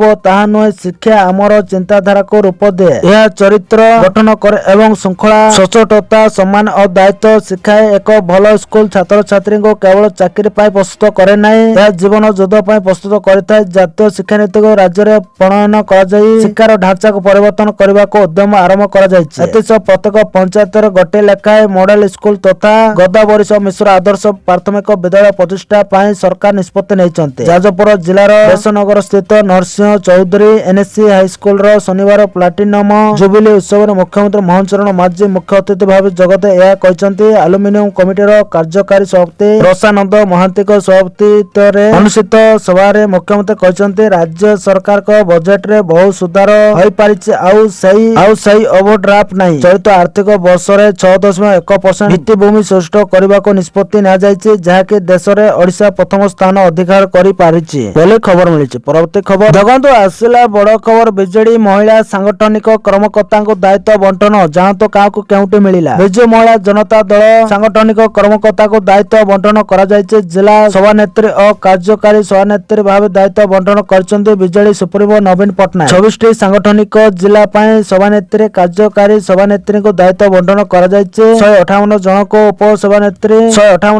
ଉପସଭାନେତ୍ରୀ ଦାୟିତ୍ୱ ମିଳିଥିବା ବେଳେ ସାଧାରଣ ସମ୍ପାଦିକା ଦାୟିତ୍ୱ ମଧ୍ୟ ମିଳିଛି। ଜେନେରାଲ ସଭାନେତ୍ରୀ ଓ ଉପସଭାନେତ୍ରୀ ଭାବେ 7 ଜଣଙ୍କୁ ଦାୟିତ୍ୱ ବଣ୍ଟନ କରାଯାଇଛି ବୋଲି ଖବର ମିଳିଛି। ପରବର୍ତ୍ତୀ ଖବର ଦେଖନ୍ତୁ ଆସିଲା ବଡ ଖବର। ନିର୍ବାଚନ ଜିତୁ ବିଏନପିର ବଡ ଦାବି, ଶୀଘ୍ର ହାସିନାକୁ ବାଂଲାଦେଶ ପଠାନ୍ତୁ ଭାରତ ସରକାର। ବାଂଲାଦେଶର ସାଧାରଣ ନିର୍ବାଚନରେ ବିପୁଳ ବିଜୟ ହାସଲ କରିଥିବା ବାଂଲାଦେଶ ନ୍ୟାସନାଲିଷ୍ଟ ପାର୍ଟି ବିଏନପି ଭାରତରୁ ବହିଷ୍କୃତ ପୂର୍ବତନ ପ୍ରଧାନମନ୍ତ୍ରୀ ଶେଖ ହାସିନାଙ୍କ ଉପରେ ବିଚାର ଜାରି ରଖିବା ପାଇଁ ତାଙ୍କୁ ବାଂଲାଦେଶ ପ୍ରତ୍ୟାବର୍ତ୍ତନ କରିବାକୁ ଦାବି କରିଛି। ବରିଷ୍ଠ ବିଏନପି ନେତା ସଲାହୁଦ୍ଦିନ ଅହମଦ କହିଛନ୍ତି, ବୈଦେଶିକ ମନ୍ତ୍ରୀ ପୂର୍ବରୁ ତାଙ୍କ ପ୍ରତ୍ୟାବର୍ତ୍ତନ ସପକ୍ଷରେ ଯୁକ୍ତି ଉପସ୍ଥାପନ କରିସାରିଛନ୍ତି ଏବଂ ଆମେ ମଧ୍ୟ ଏହାକୁ ସମର୍ଥନ କରୁଛୁ। ସେ କହିଛନ୍ତି, ଆମେ ସବୁବେଳେ ଆଇନ ଅନୁଯାୟୀ ତାଙ୍କର ପ୍ରତ୍ୟାର୍ପଣ ପାଇଁ ଜିଦ୍ ଧରି ଆସିଛୁ। ଏହା ଉଭୟ ଦେଶର ବୈଦେଶିକ ମନ୍ତ୍ରଣାଳୟର ବିଷୟ। ଆମେ ଭାରତ ସରକାରଙ୍କୁ ତାଙ୍କୁ ବାଂଲାଦେଶ ଫେରାଇବାକୁ ମଧ୍ୟ ଅନୁରୋଧ କରିଛୁ, ଯାହାଦ୍ୱାରା ସେ ସେଠାରେ ବିଚାରର ସମ୍ମୁଖୀନ ହୋଇପାରିବେ ବୋଲି ଖବର ମିଳିଛି। ପରବର୍ତ୍ତୀ ଖବର ଦେଖନ୍ତୁ ଆସିଲା ବଡ ଖବର। ସେଚେଲ୍ସକୁ ଭାରତର $175 ସହାୟତା। ସେଚେଲ୍ସକୁ $175 ଅର୍ଥ ସହାୟତା ଯୋଗାଇ ଦେବାକୁ ଭାରତ ସରକାର ସୋମବାର ଘୋଷଣା କରିଛନ୍ତି। ଆଫ୍ରିକାର ଦକ୍ଷିଣ ପୂର୍ବ ଉପକୂଳରେ ଅବସ୍ଥିତ ଏହି ଦ୍ୱୀପପୁଞ୍ଜ ରାଷ୍ଟ୍ରର ବିକାଶମୂଳକ କାର୍ଯ୍ୟ ପାଇଁ ଏହି ରାଶି ଯୋଗାଇ ଦିଆଯିବ ବୋଲି କୁହାଯାଇଛି। ସମ୍ପ୍ରତି ସେଚେଲ୍ସ ରାଷ୍ଟ୍ରପତି ପ୍ୟାଟ୍ରିକ୍ ହେରିମିନ୍ ଭାରତ ଗସ୍ତରେ ଆସି ପ୍ରଧାନମନ୍ତ୍ରୀ ନରେନ୍ଦ୍ର ମୋଦିଙ୍କ ସହ ବିଭିନ୍ନ ପ୍ରସଙ୍ଗରେ ଆଲୋଚନା କରିଛନ୍ତି। ଭାରତ ମହାସାଗରରେ ଅବସ୍ଥିତ ଏହି ରାଷ୍ଟ୍ର ସହିତ ଭାରତର କେବଳ ସାମୁଦ୍ରିକ ସମ୍ପର୍କ ନୁହେଁ, ଐତିହ୍ୟ ଏବଂ ପରମ୍ପରାଗତ ସମ୍ପର୍କ ମଧ୍ୟ ରହିଛି। ସେହି ଦୃଷ୍ଟିରୁ ଏହାର ସାମାଜିକ ବିକାଶ ଏବଂ ଉନ୍ନୟନ ପାଇଁ ଭାରତ ପକ୍ଷରୁ ଉପରୋକ୍ତ ପରିମାଣର ଅର୍ଥ ସହାୟତା ଯୋଗାଇ ଦିଆଯାଉଛି ବୋଲି କେନ୍ଦ୍ର ସରକାରଙ୍କ ପକ୍ଷରୁ କୁହାଯାଇଛି ବୋଲି ଖବର ମିଳିଛି। ପରବର୍ତ୍ତୀ ଖବର ଦେଖନ୍ତୁ ଆସିଲା ବଡ ଖୁସି ଖବର। ସଡ଼କ ଦୁର୍ଘଟଣାରେ ଆହତକୁ ମିଳିବ ମାଗଣା ଚିକିତ୍ସା। ସଡ଼କ ଦୁର୍ଘଟଣାରେ ଆହତ ମାନଙ୍କ ପାଇଁ କେନ୍ଦ୍ର ସରକାର ନେଲେ ଏକ ବଡ ପଦକ୍ଷେପ। ଏଥର ଯୋଗ୍ୟ ସଡ଼କ ଦୁର୍ଘଟଣା ପୀଡ଼ିତାଙ୍କୁ ଦୁର୍ଘଟଣା ତାରିଖରୁ 7 ଦିନ ପାଇଁ 1.5 ଲକ୍ଷ ପର୍ଯ୍ୟନ୍ତ କ୍ୟାସଲେସ୍ ଅର୍ଥାତ୍ ମାଗଣା ଚିକିତ୍ସା ମିଳିବ। ଏନେଇ ମୋଦି ସରକାର ଶନିବାର ପ୍ରଧାନମନ୍ତ୍ରୀ ରିଲିଫ ଯୋଜନା ଆରମ୍ଭ କରିଛନ୍ତି। ସଡ଼କ ପରିବହନ ଏବଂ ରାଜପଥ ମନ୍ତ୍ରଣାଳୟ ଏକ ବିବୃତ୍ତିରେ କହିଛନ୍ତି ଯେ ପ୍ରତିବର୍ଷ ଭାରତରେ ସଡ଼କ ଦୁର୍ଘଟଣା ଯୋଗୁଁ ବହୁ ସଂଖ୍ୟକ ମୃତ୍ୟୁ ଘଟୁଛି। ଯଦି ସମୟୋଚିତ ଚିକିତ୍ସା ଯୋଗାଇ ଦିଆଯାଏ ତେବେ ଏଥିମଧ୍ୟରୁ ଅନେକଙ୍କୁ ମୃତ୍ୟୁ ମୁଖରୁ ଉଦ୍ଧାର କରାଯାଇପାରିବ। ଏକ ଅଧ୍ୟୟନକୁ ଉଦ୍ଧୃତ କରି ମନ୍ତ୍ରଣାଳୟ କହିଛି ଯେ ଦୁର୍ଘଟଣାର ପ୍ରଥମ ଘଣ୍ଟା ମଧ୍ୟରେ ପୀଡ଼ିତାଙ୍କୁ ଡାକ୍ତରଖାନାରେ ଭର୍ତ୍ତି କରାଗଲେ ପ୍ରାୟ 50% ସଡ଼କ ଦୁର୍ଘଟଣା ଜନିତ ମୃତ୍ୟୁକୁ ରୋକାଯାଇପାରିବ। ସଡ଼କ ପରିବହନ ଏବଂ ରାଜପଥ ମନ୍ତ୍ରଣାଳୟ ଶନିବାର କହିଛି, ପ୍ରଧାନମନ୍ତ୍ରୀ କାର୍ଯ୍ୟାଳୟକୁ ସେବା ତୀର୍ଥ କୋଟାକୁ ସ୍ଥାନାନ୍ତର କରିବା ପରେ ତାଙ୍କର ପ୍ରଥମ ନିଷ୍ପତ୍ତିରେ ପ୍ରଧାନମନ୍ତ୍ରୀ ନରେନ୍ଦ୍ର ମୋଦି ପିଏମ୍ ରାହତ ସଡ଼କ ଦୁର୍ଘଟଣା ପୀଡ଼ିତାଙ୍କ ପାଇଁ ହସ୍ପିଟାଲ ଭର୍ତ୍ତି ଏବଂ ନିଶ୍ଚିତ ଚିକିତ୍ସା ଯୋଜନାର ଶୁଭାରମ୍ଭକୁ ଅନୁମୋଦନ କରିଛନ୍ତି। ଏହି ଯୋଜନା ସରକାରଙ୍କର ସେବା, କରୁଣା ଏବଂ ଦୁର୍ବଳ ନାଗରିକଙ୍କ ପାଇଁ ସୁରକ୍ଷାକୁ ପ୍ରାଥମିକତା ଦେବାର ଦୃଷ୍ଟିକୋଣକୁ ପ୍ରତିଫଳିତ କରେ ବୋଲି ଖବର ମିଳିଛି। ପରବର୍ତ୍ତୀ ଖବର ଦେଖନ୍ତୁ ଆସିଲା ବଡ ଖୁସି ଖବର। ମୁଖ୍ୟମନ୍ତ୍ରୀଙ୍କ ବଡ ଘୋଷଣା, ନିଯୁକ୍ତି ସୁଯୋଗ ପାଇବେ 1200 ଯୁବକ ଯୁବତୀ। ଶନିବାର ମୁଖ୍ୟମନ୍ତ୍ରୀ ମହାଚରଣ ମାଝୀ ଦିନିକିଆ କେନ୍ଦୁଝର ଜିଲ୍ଲା ଗସ୍ତରେ ଆସି ବିଭିନ୍ନ ପ୍ରକଳ୍ପର ଶିଳାନ୍ୟାସ କରି ଫେରିଛନ୍ତି। କେନ୍ଦୁଝର ଜିଲ୍ଲାରେ ଶିଳ୍ପ ବିବିଧତା ଏବଂ ଡିଜିଟାଲ ଭିତ୍ତିଭୂମି ବିକାଶ ପାଇଁ ଧରଣୀଧର ବିଶ୍ୱବିଦ୍ୟାଳୟ ପରିସରରେ ଅନୁଷ୍ଠିତ ଏକ କାର୍ଯ୍ୟକ୍ରମରେ 100 କୋଟି ଟଙ୍କାର ଟେକ୍ସଟାଇଲ ପାର୍କ ଏବଂ 187 କୋଟି ଟଙ୍କାର ବିପର୍ଯ୍ୟୟ ପୁନରୁଦ୍ଧାର ଏବଂ ଡାଟା ସେଣ୍ଟର ଶିଳାନ୍ୟାସ କରିଛନ୍ତି। ଏହି ଅବସରରେ ଅନୁଷ୍ଠିତ ଏକ ସାଧାରଣ ସମାବେଶକୁ ସମ୍ବୋଧିତ କରି ମୁଖ୍ୟମନ୍ତ୍ରୀ କେନ୍ଦୁଝରକୁ ଏକ ବିବିଧ ଶିଳ୍ପ ହବରେ ପରିଣତ କରିବା ପାଇଁ ରାଜ୍ୟ ସରକାରଙ୍କ ପ୍ରତିବଦ୍ଧତାକୁ ଉପସ୍ଥାପନ କରିଛନ୍ତି। କେନ୍ଦୁଝର କେବଳ ଖଣି ଏବଂ ଇସ୍ପାତ ପାଇଁ ଜଣାଯିବ ନାହିଁ, ଆମେ ଏହାକୁ ବହୁବିଧ କ୍ଷେତ୍ର ଶିଳ୍ପ ଅଭିବୃଦ୍ଧିରେ କେନ୍ଦ୍ର କରି ଏକ ସୁନାର କେନ୍ଦୁଝର ନିର୍ମାଣ କରିବା ବୋଲି ମୁଖ୍ୟମନ୍ତ୍ରୀ କହିଛନ୍ତି। ସୂଚନା ଥାଉ ଯେ 100 କୋଟି ଟଙ୍କା ନିବେଶରେ ବିକଶିତ ହେବାକୁ ଥିବା ଟେକ୍ସଟାଇଲ ପାର୍କରେ 1200 ଯୁବକ ଯୁବତୀ ନିଯୁକ୍ତି ସୁଯୋଗ ପାଇବେ ବୋଲି ଖବର ମିଳିଛି। ପରବର୍ତ୍ତୀ ଖବର ଦେଖନ୍ତୁ ଆସିଲା ବଡ ଖବର। ଭାରତରେ ତିଆରି ହେବ ସବୁଠୁ ଲକ୍ସରୀ କାର, ମୋଦିକୁ ଭେଟିଲେ କମ୍ପାନୀ ସିଓ। ଆଗକୁ ବଢୁଛି ଭାରତୀୟ ଅର୍ଥନୀତି। ଏବେ ଦେଶ ତୃତୀୟ ବୃହତ ଅର୍ଥନୀତି ହେବା ଲକ୍ଷ୍ୟରେ ରହିଛି। ପ୍ରତିଦିନ ନୂଆ ନୂଆ ଡିଲ୍ ହେଉଛି। ବଡ ବଡ କମ୍ପାନୀ ଭାରତ ଆସୁଛନ୍ତି, କାରବାର ବୃଦ୍ଧି କରିବାକୁ ପ୍ରୟାସ କରୁଛନ୍ତି। ଏହା ମଧ୍ୟରେ ବିଶ୍ୱର ସବୁଠୁ ବିଳାସପୂର୍ଣ୍ଣ କାର କମ୍ପାନୀ ରୋଲ୍ସ ରଏସ୍ ମଧ୍ୟ ଭାରତରେ ବ୍ୟବସାୟ ବୃଦ୍ଧି ପାଇଁ ଲକ୍ଷ୍ୟ ରଖିଛି। ବୁଧବାର ରୋଲ୍ସ ରଏସ୍ର ସିଓ ପ୍ରଧାନମନ୍ତ୍ରୀ ନରେନ୍ଦ୍ର ମୋଦିଙ୍କ ସହ ସାକ୍ଷାତ କରିଛନ୍ତି। ଏହାସହ ଭାରତରେ ନିଜର ଆଗାମୀ ଯୋଜନା ବାବଦରେ ସେ ମୋଦିଙ୍କୁ ତଥ୍ୟ ପ୍ରଦାନ କରିଛନ୍ତି। କମ୍ପାନୀର ସିଓ ତୁଫାନ ମୋଦିଙ୍କୁ ସାକ୍ଷାତ କରି ବିକଶିତ ଭାରତର ଅଂଶ ହେବାକୁ ଆଗ୍ରହ ପ୍ରକାଶ କରିଛନ୍ତି। ଏହି ସାକ୍ଷାତକାର ନେଇ ମୋଦି ସୋସିଆଲ ମିଡିଆ ଏକ୍ସରେ ଫଟୋ ପୋଷ୍ଟ କରିଛନ୍ତି। ଏଥିରେ ପ୍ରଧାନମନ୍ତ୍ରୀ ଉଲ୍ଲେଖ କରିଛନ୍ତି ଯେ ରୋଲ୍ସ ରଏସର ସିଇଓ ମିଷ୍ଟର ତୁଫାନଙ୍କ ସହ ସାକ୍ଷାତ କରି ବହୁତ ଭଲ ଲାଗୁଛି। ଭାରତରେ କମ୍ପାନୀର କାରବାରକୁ ବୃଦ୍ଧି କରିବାକୁ ସେ ଆଶାବାଦୀ ଅଛନ୍ତି, ଯାହା ଭାରତୀୟ ଯୁବକଙ୍କୁ ଅନେକ ଫାଇଦା ଦେବ। ଏହାସହ ସେ ଦେଶରେ କମ୍ପାନୀକୁ ଜୋରସୋର ସହ ସ୍ୱାଗତ କରୁଥିବା ପ୍ରକାଶ କରିଛନ୍ତି। British car company rolls Royce ମଧ୍ୟ ସୋସିଆଲ ମିଡିଆରେ ପୋଷ୍ଟ ସେୟାର କରିଛି। କମ୍ପାନୀ ଲେଖିଛି ଯେ ସିଇଓ ପ୍ରଧାନମନ୍ତ୍ରୀ ମୋଦିଙ୍କୁ ଭେଟିଛନ୍ତି। କମ୍ପାନୀ କିଭଳି ବିକଶିତ ଭାରତର ଅଂଶ ହେବ ସେ ନେଇ ବିସ୍ତୃତ ଆଲୋଚନା ହୋଇଛି। କାରରେ ଅଧିକରୁ ଅଧିକ ପ୍ରଯୁକ୍ତି ବିଦ୍ୟାର ବ୍ୟବହାର ଉନ୍ନତ ପ୍ରତିଷ୍ଠାନ ପ୍ରଯୁକ୍ତ କରିବା ଉପରେ କମ୍ପାନୀ ଫୋକସ ଦେବ ବୋଲି ଉଲ୍ଲେଖ ହୋଇଛି ବୋଲି ଖବର ମିଳିଛି। ପରବର୍ତ୍ତୀ ଖବର ଦେଖନ୍ତୁ, ଆସିଲା ବଡ ଖୁସି ଖବର। ପିଏମ ଆବାସ ଯୋଜନାର 2.80 ଲକ୍ଷ ନୂଆ ଘରକୁ ମିଳିଲା ମଞ୍ଜୁରୀ। ଗରିବ ଏବଂ ଅସହାୟ ପରିବାରଙ୍କ ପାଇଁ ଆସିଲା ଏକ ବଡ ଖୁସି ଖବର। କେନ୍ଦ୍ର ସରକାର ପ୍ରଧାନମନ୍ତ୍ରୀ ଆବାସ ଯୋଜନା ସହରାଞ୍ଚଳ ଅଧୀନରେ ରାଜ୍ୟ ସରକାର 2,80,000 ନୂତନ ଘର ମଞ୍ଜୁର କରିଛନ୍ତି। ଏହି ଘର ମଧ୍ୟରୁ 2,65,000 ଘର ନିର୍ମାଣ କାର୍ଯ୍ୟ ଦ୍ରୁତ ଗତିରେ ଚାଲିଛି। ଆବଶ୍ୟକ ହେଲେ ଘର ସଂଖ୍ୟା ବୃଦ୍ଧି କରିବାକୁ ମଧ୍ୟ ସୂଚନା ଦିଆଯାଇଛି। ଛତିଶଗଡ଼କୁ ପ୍ରଧାନମନ୍ତ୍ରୀ ଆବାସ ଯୋଜନା ସହରାଞ୍ଚଳ ଅଧୀନରେ 2,80,000 ଘର ପାଇଁ ଅନୁମୋଦନ କରାଯାଇଛି। ଏହି ନିଷ୍ପତ୍ତି ଦୀର୍ଘ ଦିନ ଧରି ସ୍ଥାୟୀ ଘର ପାଇଁ ଅପେକ୍ଷା କରିଥିବା ପରିବାର ମାନଙ୍କ ପାଇଁ ଏକ ଆଶ୍ୱସ୍ତି। କେନ୍ଦ୍ର ଶକ୍ତି ଏବଂ ଗୃହ ନିର୍ମାଣ ଏବଂ ନଗର ବ୍ୟାପାର ମନ୍ତ୍ରୀ ମନୋହର ଲାଲ ଖଟ୍ଟର ସୂଚନା ଦେଇଛନ୍ତି ଯେ ଏହି ପ୍ରକଳ୍ପ ପାଇଁ 4,000 କୋଟି ମଞ୍ଜୁର କରାଯାଇଛି। ଏହା ସହିତ ଅନୁମୋଦିତ ପରିମାଣରୁ 3,550 କୋଟି ଟଙ୍କା ଜାରି କରାଯାଇଛି, ଯାହା ନିର୍ମାଣ କାର୍ଯ୍ୟକୁ ତ୍ୱରାନ୍ୱିତ କରୁଛି। ଯୋଜନାର ହିତାଧିକାରୀ ଆଧାରିତ ନିର୍ମାଣ ବର୍ଗ ଅଧୀନରେ ଯୋଗ୍ୟ ବ୍ୟକ୍ତିମାନଙ୍କୁ ମୋଟ 2.5 ଲକ୍ଷ ସହାୟତା ମିଳିଥାଏ। ଏହି ରାଶି ଘର ନିର୍ମାଣ ପାଇଁ ସିଧାସଳଖ ବଣ୍ଟନ କରାଯାଏ। ମୋଟ ରାଶି ମଧ୍ୟରୁ 1.5 ଲକ୍ଷ କେନ୍ଦ୍ର ସରକାର ଏବଂ 1 ଲକ୍ଷ ରାଜ୍ୟ ସରକାର ପ୍ରଦାନ କରନ୍ତି। ନିର୍ମାଣର ଅଗ୍ରଗତି ଉପରେ ଆଧାର କରି 3ଟି କିସ୍ତିରେ ଦେୟ କରାଯାଏ। ପ୍ରଥମ ଏବଂ ଦ୍ୱିତୀୟ କିସ୍ତି ପରିମାଣର 40% ପ୍ରଦାନ କରେ, ଯେତେବେଳେ ବାକି ରାଶି ଶେଷ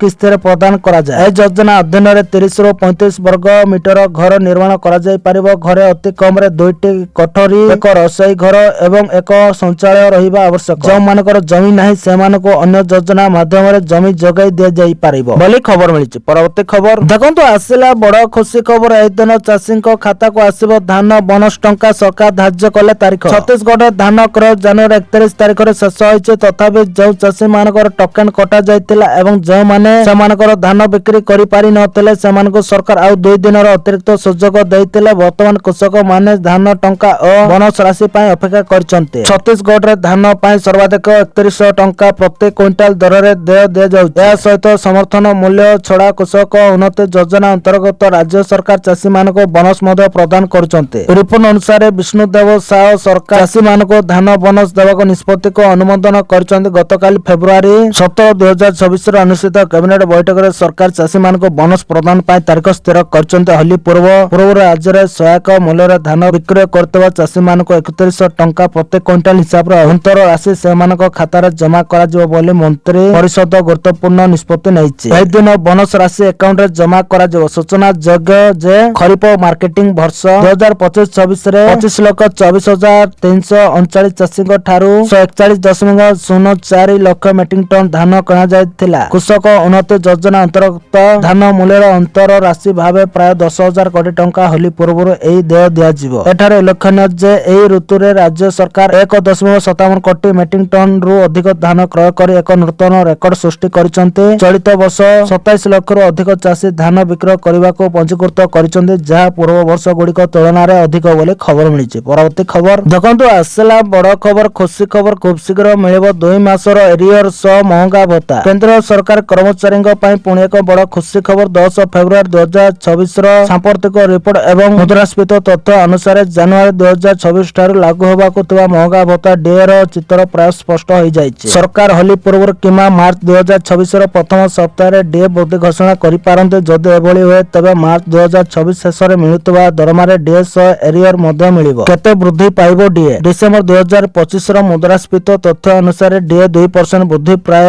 ନିଶ୍ଚିତ ବୋଲି ଧରାଯାଉଛି। ବର୍ତ୍ତମାନ ଡିଏ 58% ଥିବା ବେଳେ 2% ବଢି ବୃଦ୍ଧି ପରେ ଡିଏ 60% ଜାନୁଆରୀ 2024 ଠାରୁ ଲାଗୁ ହେବ। ତେଣୁ ଦର ଏକ କର୍ମଚାରୀ ଯାହାଙ୍କର ସର୍ବନିମ୍ନ ମୌଳିକ ଦରମା 18,000 2% ବୃଦ୍ଧି ପରେ ପ୍ରତି ମାସରେ 360 ସିଧାସଳଖ ଲାଭ ପାଇବେ। ଯେତେବେଳେ ଡିଏ 60%ରେ ପହଞ୍ଚିବ, ସ୍ତର ଏକ କର୍ମଚାରୀଙ୍କ ପାଇଁ ମୋଟ ମହଙ୍ଗା ଭତ୍ତା ପ୍ରତି ମାସରେ 10,800 ହେବ। ଏହା ସର୍ବନିମ୍ନ 18,000 ମୂଳ ଦରମା ଉପରେ ଆଧାରିତ। 2 ମାସର ବକେୟା ଭତ୍ତା କେବେ ପାଇବେ? ସରକାର ସାଧାରଣତଃ ମାର୍ଚ୍ଚ ମାସରେ ହୋଲି ପାଖାପାଖି ଜାନୁଆରୀରୁ ଲାଗୁ ହେଉଥିବା ଡିଏ ଘୋଷଣା କରନ୍ତି। ଯେହେତୁ ନୂତନ ଡିଏ ଜାନୁଆରୀ 1, 2024ରୁ ଲାଗୁ ହେବ, ହେବ। ଆପଣ ଆପଣଙ୍କର ମାର୍ଚ୍ଚ ଦରମାରେ ଯୋଡ଼ା ହୋଇଥିବା ଜାନୁଆରୀ ଏବଂ ଫେବୃଆରୀ ମାସର ବକେୟା ପାଇବେ। ସ୍ତର 1 କର୍ମଚାରୀଙ୍କ ପାଇଁ ମୌଳିକ ଦରମା 18,000, 2 ମାସର ବକେୟା ପ୍ରାୟ 720 ହେବ ବୋଲି ଖବର ମିଳିଛି। ପରବର୍ତ୍ତୀ ଖବର ଦେଖନ୍ତୁ, ଆସିଲା ବଡ଼ ଖବର ଯୁବପିଢ଼ିଙ୍କ ପାଇଁ ଗୁଡ୍ ନ୍ୟୁଜ୍। ଏହି ଯୋଜନାରେ 5 ଲକ୍ଷ ପର୍ଯ୍ୟନ୍ତ କରମୁକ୍ତ ଋଣ ଦେବେ ସରକାର। ଯୁବପିଢ଼ିଙ୍କ ପାଇଁ ଖୁସି ଖବର, ଯୋଗୀ ସରକାର ଯୁବକମାନଙ୍କୁ 5 ଲକ୍ଷ ଟଙ୍କା ପର୍ଯ୍ୟନ୍ତ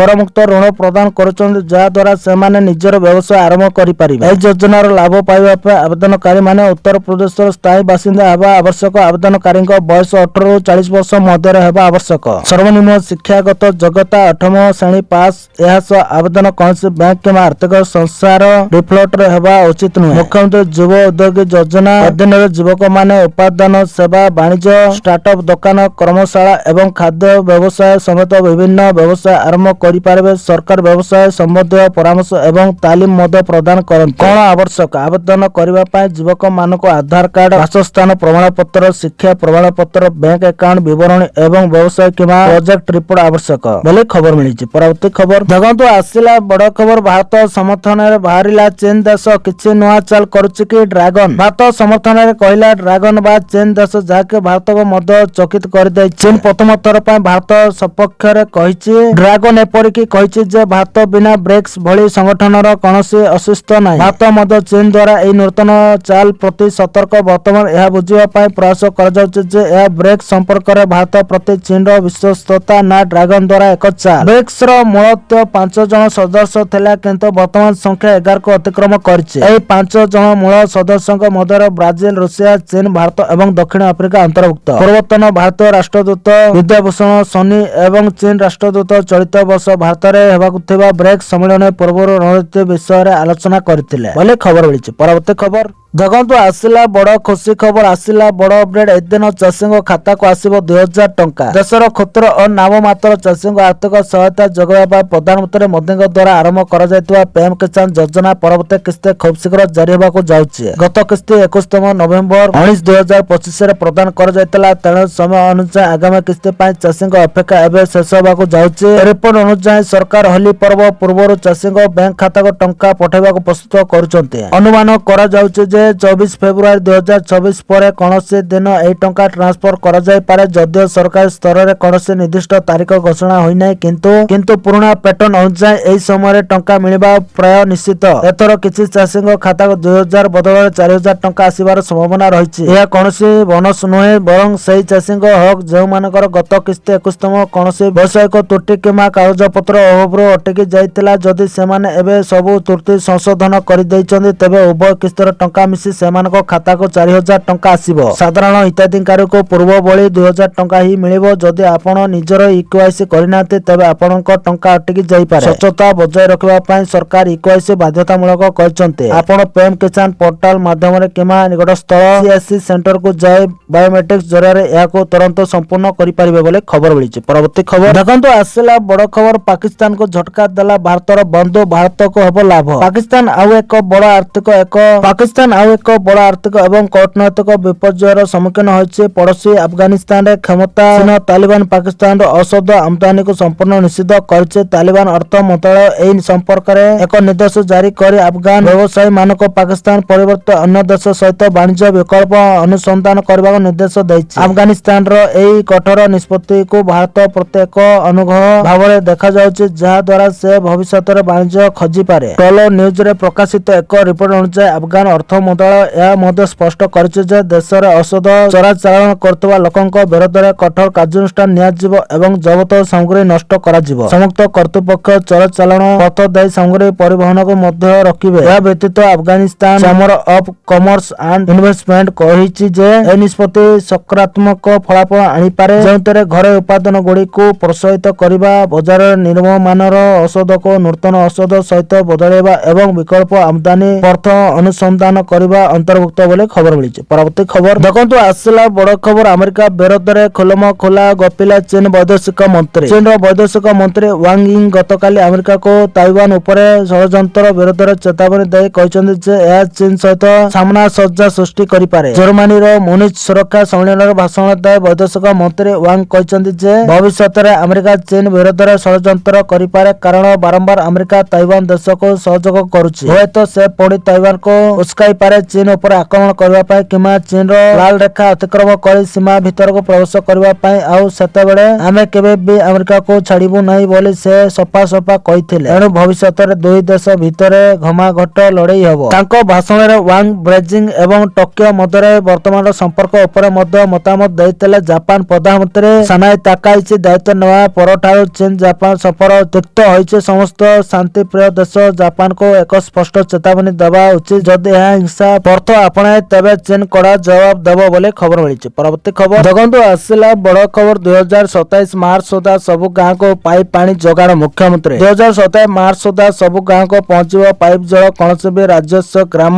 ଯେପରି ପାନୀୟ ଜଳ ଯୋଗାଣରୁ ବାଦ ନ ପଡ଼େ ସେଥିପ୍ରତି ସ୍ୱତନ୍ତ୍ର ଦୃଷ୍ଟି ଦେବାକୁ ମୁଖ୍ୟମନ୍ତ୍ରୀଙ୍କ ନିର୍ଦ୍ଦେଶ। ଲୋକସେବା ଭବନଠାରେ ପଞ୍ଚାୟତ ରାଜ ଓ ପାନୀୟ ଜଳ ବିଭାଗର ଗ୍ରାମୀଣ ପାନୀୟ ଜଳ ଯୋଗାଣ ବ୍ୟବସ୍ଥା ସମ୍ପର୍କରେ ସମୀକ୍ଷା କରିଛନ୍ତି ମୁଖ୍ୟମନ୍ତ୍ରୀ। 2027 ମାର୍ଚ୍ଚ ସୁଦ୍ଧା ରାଜ୍ୟର ସବୁ ଗ୍ରାମକୁ ପାଇପ୍ ଜଳ ଯୋଗାଣ ସୁବିଧା ଯୋଗାଇ ଦେବାକୁ ମୁଖ୍ୟମନ୍ତ୍ରୀ ନିର୍ଦ୍ଦେଶ ଦେଇଛନ୍ତି। ଏହାକୁ ମିଶନ ମୋଡରେ କାର୍ଯ୍ୟକାରୀ କରି ନିର୍ଦ୍ଦିଷ୍ଟ ସମୟସୀମା ମଧ୍ୟରେ ଯେପରି ସମସ୍ତ ଗ୍ରାମଗୁଡ଼ିକ ପାନୀୟ ଜଳ ସୁବିଧା ଯୋଗାଇ ଦିଆଯିବ ସେଥିପ୍ରତି ସ୍ୱତନ୍ତ୍ର ଦୃଷ୍ଟି ଦେବାକୁ ମୁଖ୍ୟମନ୍ତ୍ରୀ ବିଭାଗକୁ ପରାମର୍ଶ ଦେଇଛନ୍ତି। ଆଦିବାସୀ ଅଧ୍ୟୁଷିତ ଅଞ୍ଚଳ ପ୍ରତି ବିଶେଷ ଦୃଷ୍ଟି ଦେବାକୁ ଏହି ବୈଠକରେ ଗୁରୁତ୍ୱ ଦିଆଯାଇଛି। ବର୍ତ୍ତମାନ ରାଜ୍ୟର 26,531ଟି ଗ୍ରାମ ମଧ୍ୟରୁ 21,721ଟି ଗ୍ରାମରେ ପାଇପ୍ ଜଳ ଯୋଗାଣ ବ୍ୟବସ୍ଥା ଉପଲବ୍ଧ ଅଛି। ଏହା ସହିତ ସୌରଶକ୍ତି ମେଘା ପାନୀୟ ଜଳ ପ୍ରକଳ୍ପ ଆଦି ବିଭିନ୍ନ ପ୍ରକଳ୍ପ ଗୁଡ଼ିକ ନିର୍ମାଣାଧୀନ ଅଛି। ସମସ୍ତ ପ୍ରକଳ୍ପ ଗୁଡ଼ିକୁ ଯଥାଶୀଘ୍ର ସମ୍ପୂର୍ଣ୍ଣ କରି 2027 ମାର୍ଚ୍ଚ ସୁଦ୍ଧା ରାଜ୍ୟର ସମସ୍ତ ଗ୍ରାମକୁ ପାଇପ୍ ଜଳ ଯୋଗାଣ ବ୍ୟବସ୍ଥା ସୁନିଶ୍ଚିତ କରିବା ପାଇଁ ମୁଖ୍ୟମନ୍ତ୍ରୀ ଲକ୍ଷ୍ୟ ଧାର୍ଯ୍ୟ କରିଛନ୍ତି ବୋଲି ଖବର ମିଳିଛି। ତ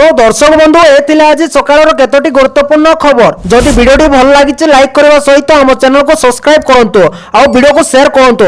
ଭିଡ଼ିଓଟି ସମ୍ପୂର୍ଣ୍ଣ ଦେଖିଥିବାରୁ ଆପଣମାନଙ୍କୁ ବହୁତ ବହୁତ ଧନ୍ୟବାଦ।